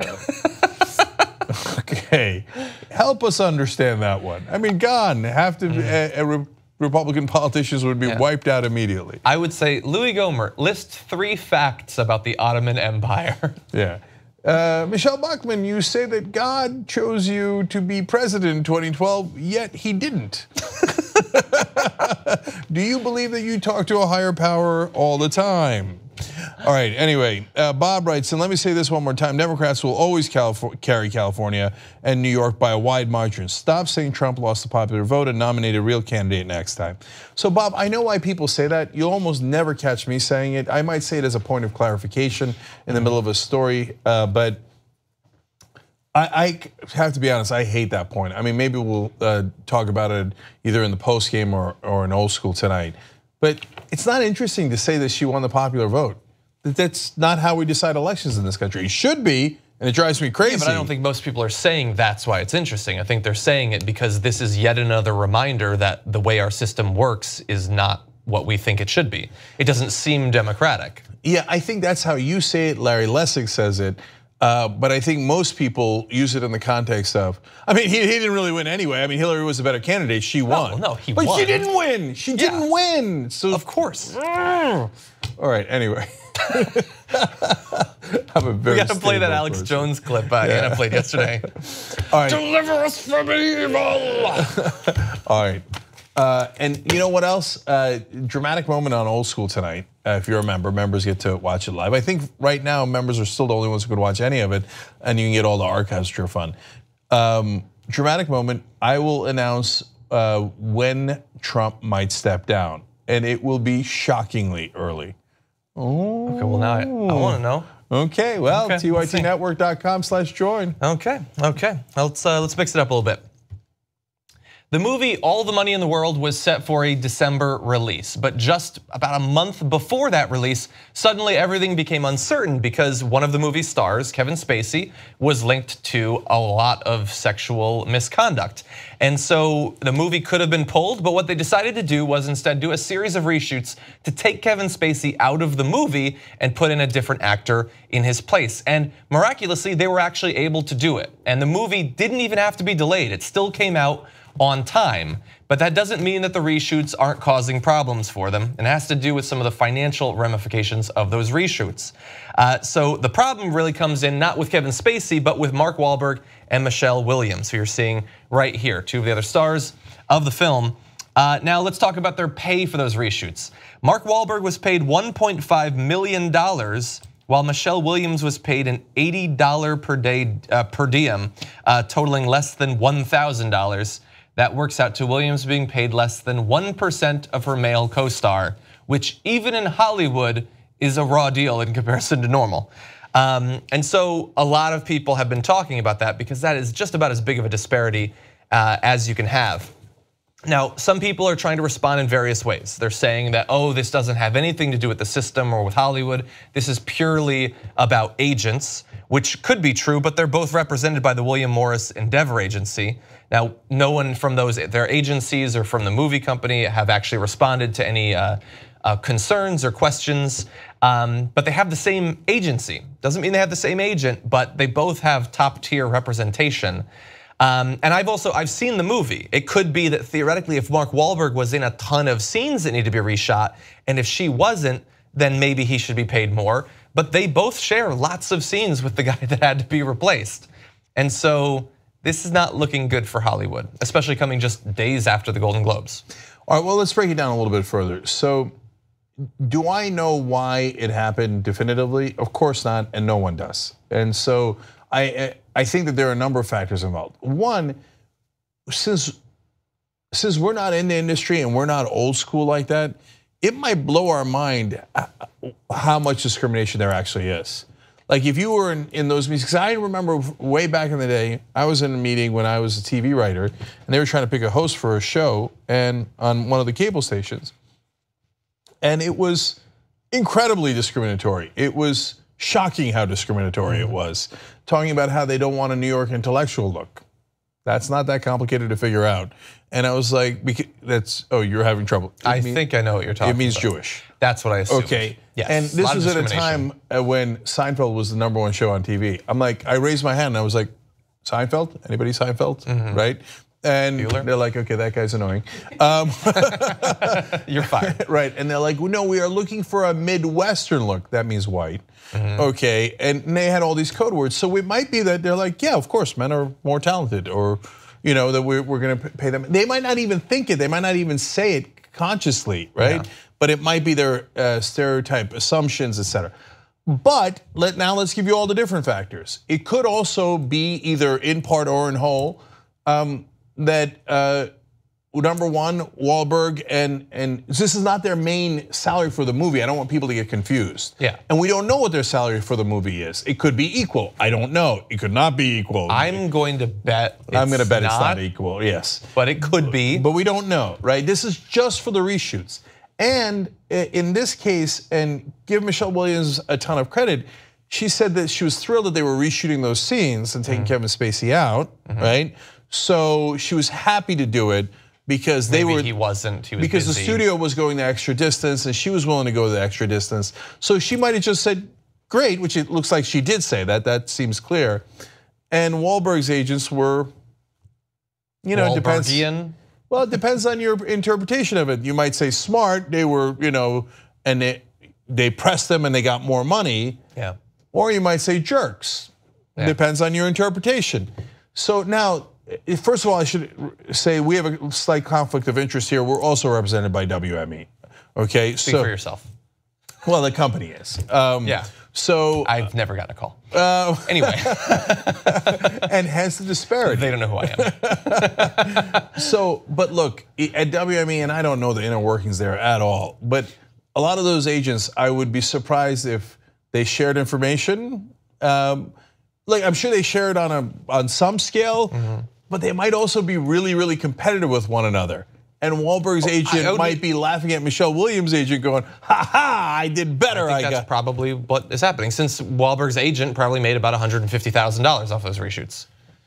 Yes, at least WME did, yes. Yeah, now, but with all this talk about the agents, that doesn't take away the problem here, because we also know that people will respond to the agents of male and female actors differently as well. I mean, this is just, for me, it's a particularly numerically egregious example of what is trying to be fixed right now. And when this news broke, I was actually talking, my girlfriend, who happens to be a working actress, was there, and she has had experience. She worked previously with E! They're dealing right now with one of their top tier female hosts left because she found out about the huge pay discrimination there between her and some of the much less experienced male hosts. I know Matt Lauer was out. Now the two women who are hosting that show without him get paid together half what he was getting paid. I mean, this is not just a matter of Mark Wahlberg's agent. And I saw the movie. He's okay in it, but clearly she's a more talented actor. I mean, look, he was the best paid actor in Hollywood last year. I don't think a lot of people know that, which is kind of weird. And look, he's been nominated for an Oscar before for The Departed. She's been nominated for 4. I mean, if you're talking about who's gonna draw in an audience, she is multiple times nominated for Oscars. I know, but that's not necessarily a box office draw. So look, let's just, last thing on this. That's why we have these conversations, because you have to have the full context. So overall, men are getting paid more than women in both television and movies. So you know that there is some issue. So you can't hide from that, and so that's a fact. But in terms of the one particular case at a time, like this one, I don't think that you can make assumptions. Like in the case of Matt Lauer. Matt Lauer came from a time when TV had endless money, and they thought that the stars who smiled a little bit better on camera and were more likable or affable should get $25 million at a time. Those days are largely gone. I think Megyn Kelly got the last big contract. And by the way, from NBC, the Today Show, and she's a woman, right? And she now probably gets paid more than anyone else in the building. Hoda, I mean, what's her name? I've never watched that show in my entire life with Matt Lauer or otherwise. I mean, okay. Because I don't watch much daytime TV. So she doesn't have the same draw, right or wrong. So to say she should get paid the same as Matt Lauer, that's not how it works. So, and if you're people that are just came out of law school or medical school, well, okay, law school, you go to the same firm or same level of firm. There's no reason why a man and a woman should be paid different. That makes no sense. If you saw that or proved that, that is clear discrimination. If you're a doctor and you're going to the same hospital, the same market, clear discrimination if you're paying them differently. If one's going to St. Louis and the other one's in New York, that's a different pay, right? So there's 1,000 different factors. So look at the overall trend, that matters, and the trend does show discrimination. But on a case-by-case basis, there's too many factors to be able to tell.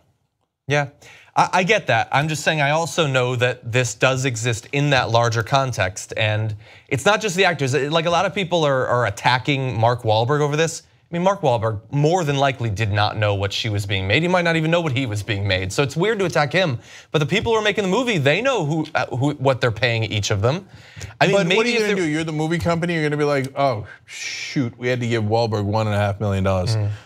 Let's just lose another $1.5 million. Let's just give it to Michelle Williams to be a nice person. Here's what you could do. You could do what they do in politics all the time. During those negotiations, you could leak that he was asking for $1.5 million more than is being required for. Why would you do that? Then it would cost you another $1.5 million. Because then he'd have to back off. No, you wouldn't necessarily. If she's already said she's willing to do it for free and he's demanding $1.5 million, you leak that and maybe the pressure causes him to back off. You don't pay either of them. Okay. You know, it's easy. That's equality. I hear you. It's easy to judge. I just think. Yeah, it's not my money. Look, super last thing. I don't want people thinking, because I think it'll hurt the cause, to say that every time a man and woman don't get the same pay, that it's gender discrimination. It's not. That's not how it works. It's just that the problem is gender discrimination. And I mean, it would be easy to take any particular case and say, well, here are some reasons why it might not be what it seems. But we understand that every one of those cases exists in the system, which is inherently unequal. And so somewhere we have to have progress. It might not be with all the money in the world, but all the money in the world is on the line. Oh. That doesn't even make any sense. Yeah, the movie was okay, by the way. Okay, all right, what's next? Let's move on. Okay, something related actually. Disgraced movie maker Harvey Weinstein was eating at a restaurant in Scottsdale, Arizona when this happened. Don't do that, man. Don't do that. Don't do that. You're a piece of shit. You're fucking with those women. Get the fuck out of here. Get your fucking ass out of here. You're a fucking piece of shit, Weinstein. And what would you do about it? Shut the fuck up. Get the fuck out of here. You can't do. Don't do that. Don't do that, man. Don't do that. Don't do that. Okay, so there's a lot going on there. It was a little bit weird, but he was the guy getting slapped, if that wasn't clear. And so these guys come up to them while they're eating. There's been some drinking going on, you'll be surprised to find out. Weinstein decided not to call the police, and Steve told TMZ that he'd had quite a bit to drink before he decided to confront Weinstein. The story gets even slightly stranger. Steve apparently had sat down at the table with Weinstein, and they had had a conversation for a while. Then they get up, and then he decides to tell him he's full of shit. The camera's on. Yeah, and slap him. Yeah, so look, obviously don't assault people. Don't even assault terrible people who should have suffered legal consequences and as yet have not, but might in the future. It was a weird situation. Like the guy that was sort of defending him, the one who like tried to slap at the camera, it's like, what are you gonna do about it? I don't know what that was. I mean, he knows he's with a guy. He knows what Harvey Weinstein has done. I guess that's one of the things when you have a history like he does. All of the people, your friends, your family, how do they square what they know of you with what they now have learned about you and then continue to have fancy dinners with you? Yeah, if you're hanging out with Harvey Weinstein, I wouldn't go around challenging people to a fight. That's a really bad idea. Yeah. Okay, so now as to the physical altercation, look, there's a a very understandable desire to shame him in public. Yeah. And especially because so far it appears that justice is missing. This guy has very credible allegations against him that he raped people and like barged into their house, ripped their clothes off and raped them, okay? So there does, at least as far as the allegations are concerned, there's not much ambiguity. Russell Simmons immediately is pursued by the authorities. Others are, but Harvey's still, going out to dinner in public. So there's frustration, and when you don't have justice, it gets sometimes, acted out in this way. But it's a bad idea overall. Yeah, no, I don't see that. So there's a couple of reasons why it's a bad idea. One, you can go to jail for assaulting him, so don't do that. Vigilante justice is always a terrible idea. That's why we have a justice system. That's why we would hope that it works. But also, maybe the most important part is you don't want to create any sympathy for a guy like Harvey Weinstein. And it's a natural human reaction. Now, you remember the person you felt sympathy for in Game of Thrones you never thought would happen? It was in this scene. Shame. Shame. I thought you were talking about Jamie Lannister. Yeah. Shame. Right, so even the despised Cersei Lannister, when she was spat upon and slapped and assaulted and humiliated in public, you felt a little bit of sympathy for her. Harvey's a monster. Don't create sympathy for him. Yeah. And the minute you slap anyone in public, it makes people go, oh. Yeah. And so it doesn't help the cause. I know a lot of people are very justifiably enraged at the allegations against Harvey Weinstein. And justice system, it sounds like police on the West Coast and East Coast are looking into it. And you want to be careful and you want to do it right, but let's get a giddy up in that process. I agree. Yeah. You think we can fit in the last one? Let's I think try we can do it. Okay. One of the great successes of the past few years is that finally efforts to raise the minimum wage have actually been working in a lot of different parts of the country. Wages are going up thanks to the work of a lot of activists. In some areas, people in, say, the service industry are finally being paid as much as $15 per hour, which you might think is a good thing for them, but you'd be wrong. And Fox Business's Stu Varney is here to tell you why that's actually bad for workers. I think this is a tragedy. Because all those entry-level positions are going because some people now get $15 an hour. You with me? I'm with you 100%. It's all done under the guise of helping the working man. What about the guy who loses his job? How much should they help him? You're never going to get any administration or any local government to lower the minimum wage again. So I can tell you the servers don't like it. The people who are the recipient of this increase don't like it because they all feel that their job security has now been tampered with. Yeah. Do tips go down? No, because it doesn't affect tips. It's all on the employer, the $15. Yeah, but if I walk into a restaurant and I know that the waiter or waitress is making $15 an hour, way more than they used to make the previous year, I'm going to think, wait a minute, are you going to give me, am I going to give you 20%, 15%, or 10% or whatever? Stuart, we haven't seen that as of yet. Okay. It's an interesting observation. And it's actually even worse than that. For a lot of these waiters, their pants will start to fall down from all the dollar bills weighing down their pockets now. But no, and the hypothetical they're giving there isn't even accurate because in not all, but in some of the cases where the minimum wage has gone up, there is usually some sort of exemption or lower increase for people who are earning tips. But in their hypothetical, oh my God, $15 an hour, this is ruining my life because now cheap asses like Stu Varney, who I'm sure are tipping 30, 40% right now, feel they should tip less. Yeah, so my favorite was the beginning. It's a tragedy. I cried. Every tweet I see from Fight for 15, a tear rolls slowly down my cheek. So $15 if you work all year long is around $31,000 a year. But if you got tips on top, tragedy. Well, think about, what if one of these waiters buys a yacht and then the yacht crashes? Tragedy. Okay, and then they bring on a CEO to go, oh yeah, tragedy, 100% agree.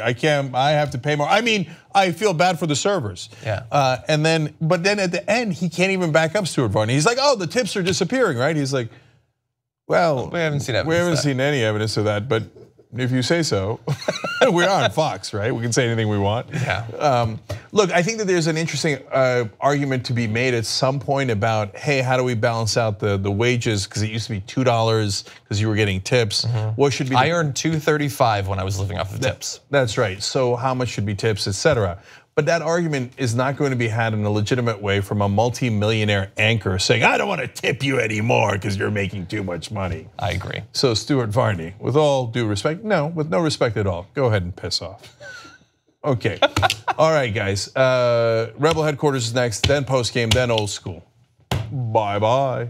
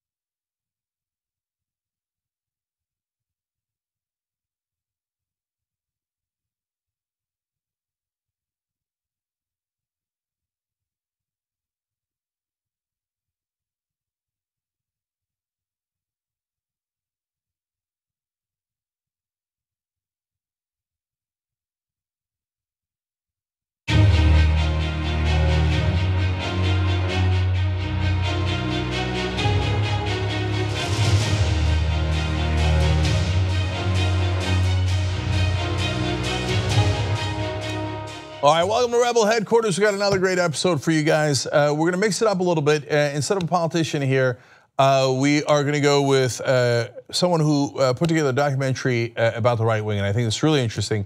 By the way, before we get to that, if you missed the regular show, The Young Turks,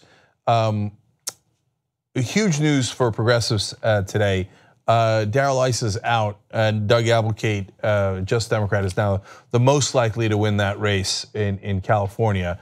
Issa is one of the worst Republican congressmen out there. So that's now 30 Republicans retiring, running for the hills, because they're not coming for us anymore, we're coming for them. And then Allison Hartson put out a statement about Dianne Feinstein as well. So check out all of that in The Young Turks. Now, let's do this. Jen Senko put together a movie called Brainwashing of My Dad. I think this is really interesting in a couple of different ways. Jen joins us now. Jen, welcome to Rebel Headquarters. Hi, thank you for having me. Yes, and I like your name because we do a segment here called Jenko Unchained, because my name is Jenk. And yours is Jen Senko. It's like if you just put it together, Senko Unchained. Anyway, that's your next. It's like a marriage made in heaven. Okay, so I think the making of your movie is interesting, and the substance of your movie is interesting. So let's talk about the substance first. What happened to your poor dad? He used to be a Kennedy Democrat apparently, and then the right wing got a hold of him. So tell us that story. Yeah, my dad was a non-political Kennedy Democrat. He and my mom watched a lot of, well, just regular news. And one day after a move, and he had a long commute to work, he started listening to talk radio, and it was Bob Grant at the time. And very slowly he started to change. And after he retired and then started listening to Rush Limbaugh full time, like 3 hours a day, every day, he really changed. He became really angry about things that he had never seemed to care about before. And he became sort of rebellious, actually, in a way, refusing to wear seatbelts and bringing his Manhattan drink in the car when he would come to pick me up. But basically, he just started getting these political views, which he was very, very stubborn about. Oh, I just remembered, it was Walter Cronkite they used to watch every night. But this was something different, and it really changed his personality. He became very argumentative, and he had never been racist, and suddenly he became racist. He used to love my gay friends, and he no longer, he was bashing like gay people, and you were just wondering, my mom and my family, we were wondering, like, what happened to Dad? It was like the pod people. Like, there's my dad, but that's not him. So Jen, I want to talk about the process of how that happens, because it didn't happen to my dad. I'll tell you that fun story about that in a second. But it did happen to a lot of my dad's friends. But you mentioned something there that's very powerful. I don't know if it's in the movie, but you said your dad became racist? That's pretty heavy. How so? I don't know if you saw the movie, but in the movie, there's a part where I talk about going to New York as a child. I grew up in New Jersey, and we sometimes took trips to New York for the day.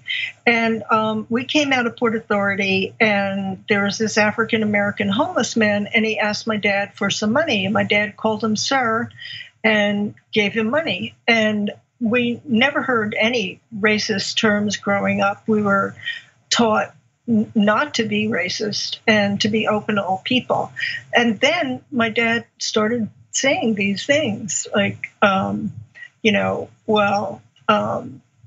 like black people have to depend on welfare, all the stereotypes that you had heard, he was using. And this really particularly upset my mom. This was not how we were raised. Mm-hmm. So yeah, it was very upsetting. So Jen, is your dad still alive? Unfortunately, my dad passed in 2016. Okay. But he got to see the movie. Oh, he did? And what was his reaction? Well, if I tell you, it might give away the ending of the movie, but he loved it. He was very proud of me. Oh, wow. That's okay. I didn't expect that. That was a nice surprise ending. Okay. So very interesting to see how that dynamic plays out throughout the movie. So, you have to see the movie for more than one reason. You're in the movie too. Oh, I am. I didn't even know that. I hope I'm not brainwashing your dad. What happened? Oh, no. You're really great. You were talking, you were doing a piece on the Young Turks about this supposed documentarian on Fox News saying that he was sure that ISIS was at the border and that in fact he had seen flags at and I prayer remember road. that story. Yeah, and you say, you know what it turned out to be? An Adidas sweater, an Adidas jersey. Yeah, I remember. So that. you're in the movie. All right, that's awesome. Okay, now more reason to go. Now everybody should see the movie. Okay, no, seriously though, let's go back to the conversation about why it happens. So my dad had the opposite reaction as yours. So we were used to be Republicans, and they're liberal Republicans from New Jersey, but a lot of shady ideas, pro-war rallies, et cetera, that I did when I was in college. So some pretty embarrassing stuff. But my dad calls me one day when we're still Republicans and says, Jake, I've been watching Bill O'Reilly, and I think he is full of crap. And I was like, really? And so he kind of figured out that O'Reilly was full of crap and went in the opposite direction. But a lot of his friends and uncles that I love, man, they got brainwashed in exactly the way that you're talking about. And all of a sudden, I mean, the reason they were great friends with my dad is because they were warm, open-hearted people. When my dad came into this country, he's Muslim, they took him in and they were friends and never questioned it. Now all of a sudden talking about the scary immigrants, like what do you mean your best friend is one of those guys, right? And so how do you think they do it, Jen? How does the brainwashing work? How is this so effective? Well, I mean, this was a 30 to 40 year campaign with the intent purpose of pushing the country to the right.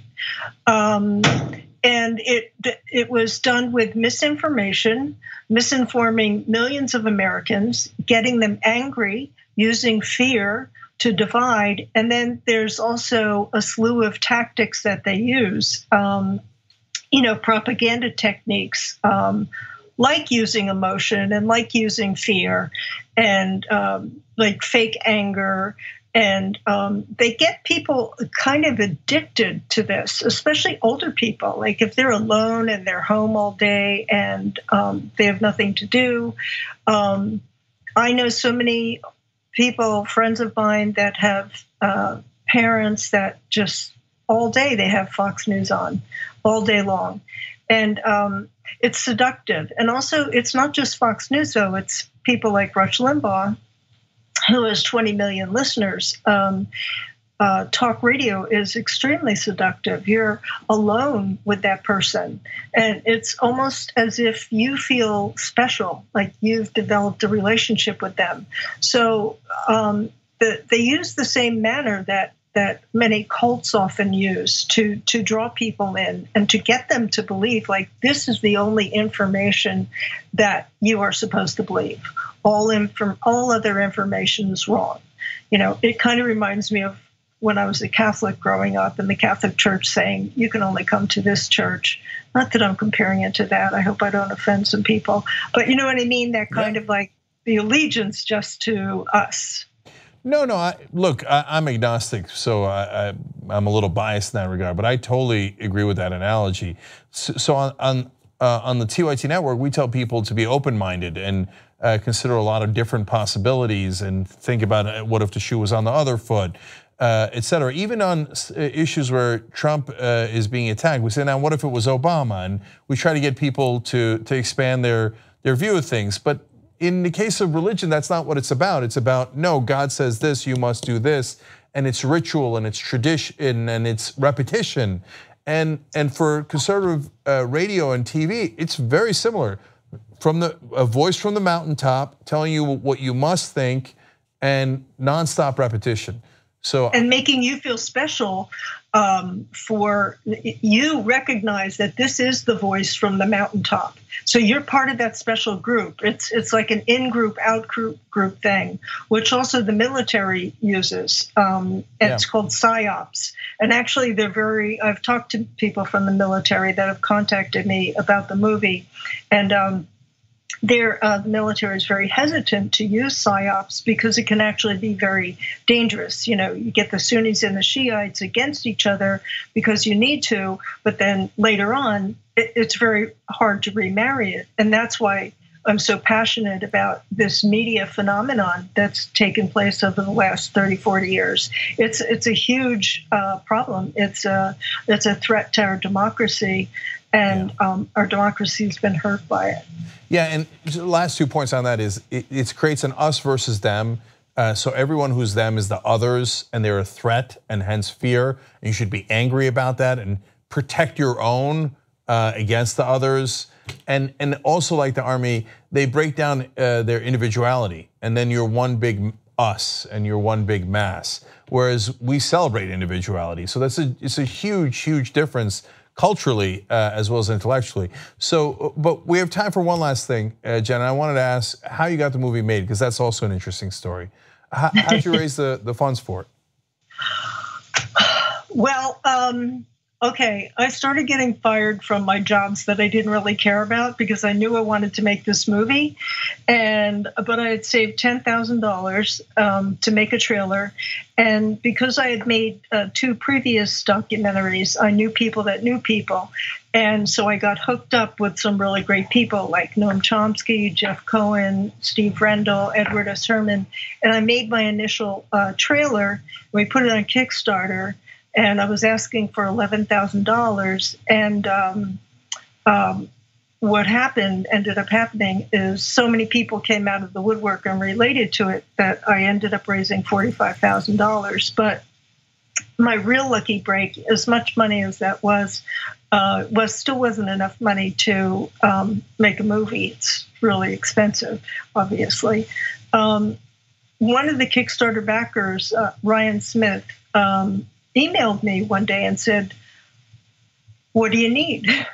How much money do you need?" So it really was like an angel coming out of the heavens, and just we had just what we needed to make the movie. So it was an interesting experience. It was an interesting ride getting that money. Yeah, and then Matthew Modine jumps in and narrates it. It's a really wonderful story of people banding together to make it possible. So of course we'll have the link down below in the description box on YouTube, in the comment section on Facebook, thebrainwashingofmydad.com, and there it is, and all the awards and festivals that it was in. So Jen Senko, thank you so much for joining us. Really appreciate it. Thanks so much for having me, Cenk. You'll have to watch it now. Yes, absolutely. All right. Okay.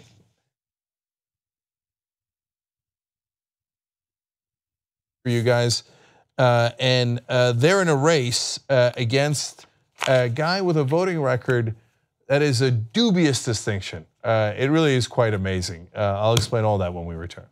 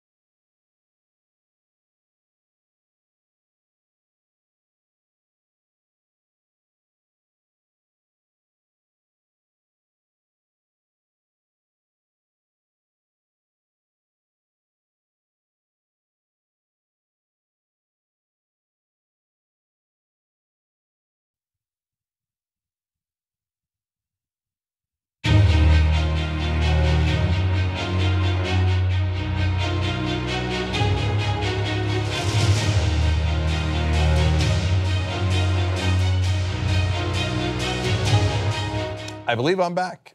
Okay, we're all back. We had a little technical issue, but sorted out now, and I've got another great candidate for you guys. Now joining us at Rebel headquarters is Carl Spohr. He's running in Illinois' 15th district against a pretty loathsome Republican, John Shimkus. So Carl, welcome to Rebel headquarters. Well, thank you. Thank you for having me. No problem. I want to talk about you and your opponent, which makes sense. First, it says here that Shimkus's voting record is 100% for corporations. Is that hyperbole, or did you do a count? No, we went to, we use a website, Politics That Work. And what that site does is it rates the votes of every congressman and senator for as long as they've been in office. And we just pulled it right straight off of that. Wow, 100% for corporations, 0% for citizens. I mean, Exactly. That really does describe our current day Congress, unfortunately. And Shimkus apparently is a shining example of that. Well, yeah. You know, I mean, when you're in a heavily gerrymandered district and you don't really have to run, you can do whatever you want to do and take money from special interest and vote how they want you to. And unfortunately, that's happening in this district and some other ones. So, Carl, then how do you get past that? Because you are in that heavily gerrymandered district. So what's your plan for victory? Well, we have a ground game building. We are working with a company out in Los Angeles, or actually San Francisco, that is helping us get organized and raise some money outside the district. I think the current administration is doing enough damage to itself that it certainly is opening up a door for us that's not traditionally opened up in this district. And when you talk to Republicans, the question that they'll ask themselves and have asked to me out loud is what has this guy done for us for 21 years? And so, you know, they're coming to that same realization. And so we're just going to go out and we're going to work really hard and we're going to get our message out to as many people as will listen to us, and we'll see where that takes us. So I see in your bio that you've been running your own company for 21 years, Rural Country Marketing Corp. So yes, why go from there into politics? Well, I've reached a point in life where I can give back. My children are grown. I've got 2 in college and 1 that will go. So I spent a lot of time with my children as they were growing up, coaching them in sports. And my time is freeing up. And I really feel like someone's got to step up. Someone's got to be the man, the woman in these districts and has to challenge this. And I just really felt a strong internal motivation and drive to do this. I'm not the type of person who sits around and complains on Facebook or Twitter. I do a little bit of that, but I'm more a person of action. And I've watched Trump since the 80s, and I've studied Shimkus's record, and I'm going to take a whack at him. Okay, and the primary's coming up. It's in March. It's pretty quick. Yes. Are there other Democrats in the race?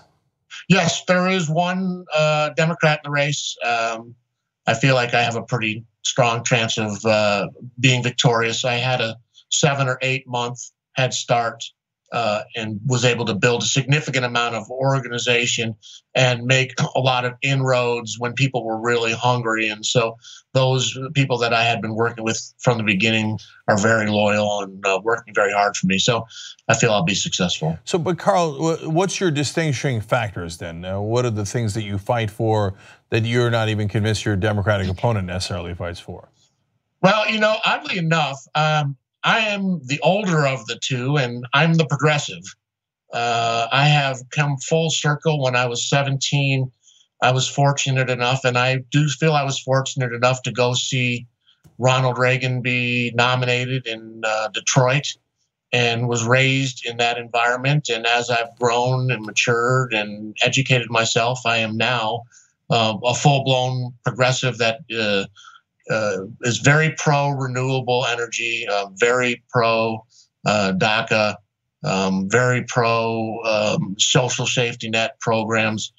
So where my opponent seems to be a little more middle of the road in those, I'm kind of all in. So Carl, that's really interesting, and I can certainly relate, having had a similar transition in my life politically. But out of curiosity, I think most people are wondering why. Why did you go through that transition? How? What made you change? Well, I was 17 at the time, so I really was taking my cues from my parents and my environment and the people that I was surrounded with. And then I went to school. I was raised in a very homogeneous environment, and as I started to encounter diversity, and I started really looking at the impact of the policies that were implemented. When I look at the income disparity that has come from the tax policies, when I look at the effect that the attacking the air traffic controllers union has had on unions overall and their declines, just issue after issue, it's just not policy that I support and not direction for the country that I support. And so I'm much more in line as a 55-year-old with the Democratic policies that really made us strong in the 50s. And it just is a natural evolution for me. And I'm a very compassionate person. I really care about other people, and I see a lot of people struggling and a lot of people hurting in our district and in other places. And that's really one of the reasons, it is the reason that I'm running now. I mean, I started out because I didn't like the result of the election and I didn't like the congressman that I was going to run against. But then I went out and started meeting people, and the news, you see all these bad things and bad people, but you go out and you start meeting people in the real world. There are just so many wonderful people out there, and it really motivates you to want to provide public service for them. Yeah, our story is pretty similar, and I started a group called Wolfpack to get money out of politics, and our experience there has been, there's a ton of knocking on doors, 33,000 volunteers, and yeah, people are actually generally surprisingly wonderful when you're one-on-one with them and when you're having a personal conversation, even across party lines. I think it's just a lot of the propaganda at the national level and the money in politics that drives them towards corruption that ruins the political leaders. But I think that when you actually reach out to voters, you find something different. And your transitioning, keep being open-minded and seeing the facts and seeing where the facts lead is a really encouraging one. So I guess last thing for you, Carl, what are the issues that you're focusing on in that district in Illinois that you think can make a difference in people's lives? Well, jobs, healthcare. I mean, those are the really big things that are going on. Our district has lost, and from the 2000 to 2010 census, every county has lost somewhere between 10 and 15% of its population, and that's because of the loss of manufacturing jobs. And so we're really focused on that. For me, jobs there's a number of things, but tax code. I see this new tax code that was passed that is actually incentivizing companies to move jobs, additional jobs overseas. And so there are a number of things. I know a lot of people that are in politics talk about them, but the ways to go about getting new jobs. But I see some real world ways of going about that. Healthcare. I've come around to the single payer idea. I mean, it took me a while, but when I really look at what's going on, I'm a rugby player. I have friends literally around the world, and we get broken. And so when I go and ask my friends, how is the healthcare in your system, and in country after country after country where it is a single payer setup, they're getting great healthcare for half of the cost, and in many instances, the overall results for the population are better, spending half the money.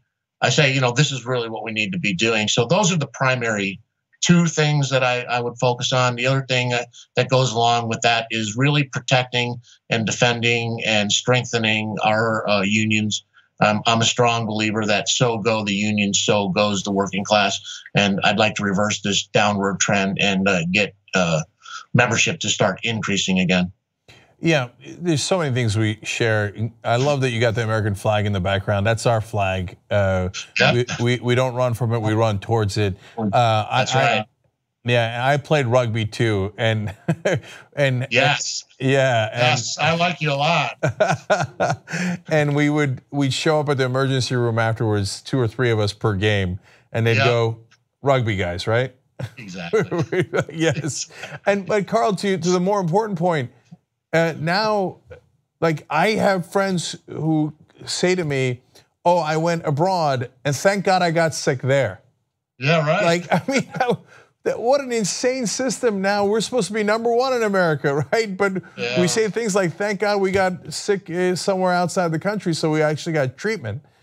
Well, you know, and the really gross example, or one that really clarifies it, is if you look at Cuba, right? We think of Cuba as a banana republic, and their healthcare system, which is single pay government run, is one of the top in the world and certainly outranks ours. And so, you know, it's not because we're not smart Americans and we don't have the money. It's because special interest and, you know, the pharmaceutical companies and others are bleeding us to death, and we've got to do something to change that.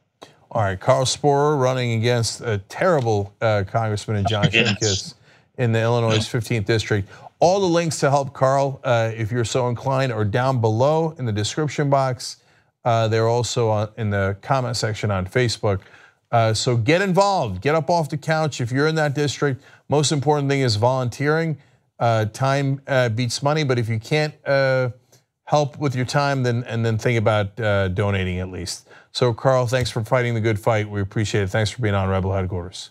Hey, awesome. Thank you so much for having me. I look forward to doing this again sometime. Take care. All right, sounds good. Thank you. All right, guys, that's all the time we have today. And for all of you members out there, we've got the postgame and old school coming up next. That's tytnetwork.com/join to become a member, and we'll see you over there.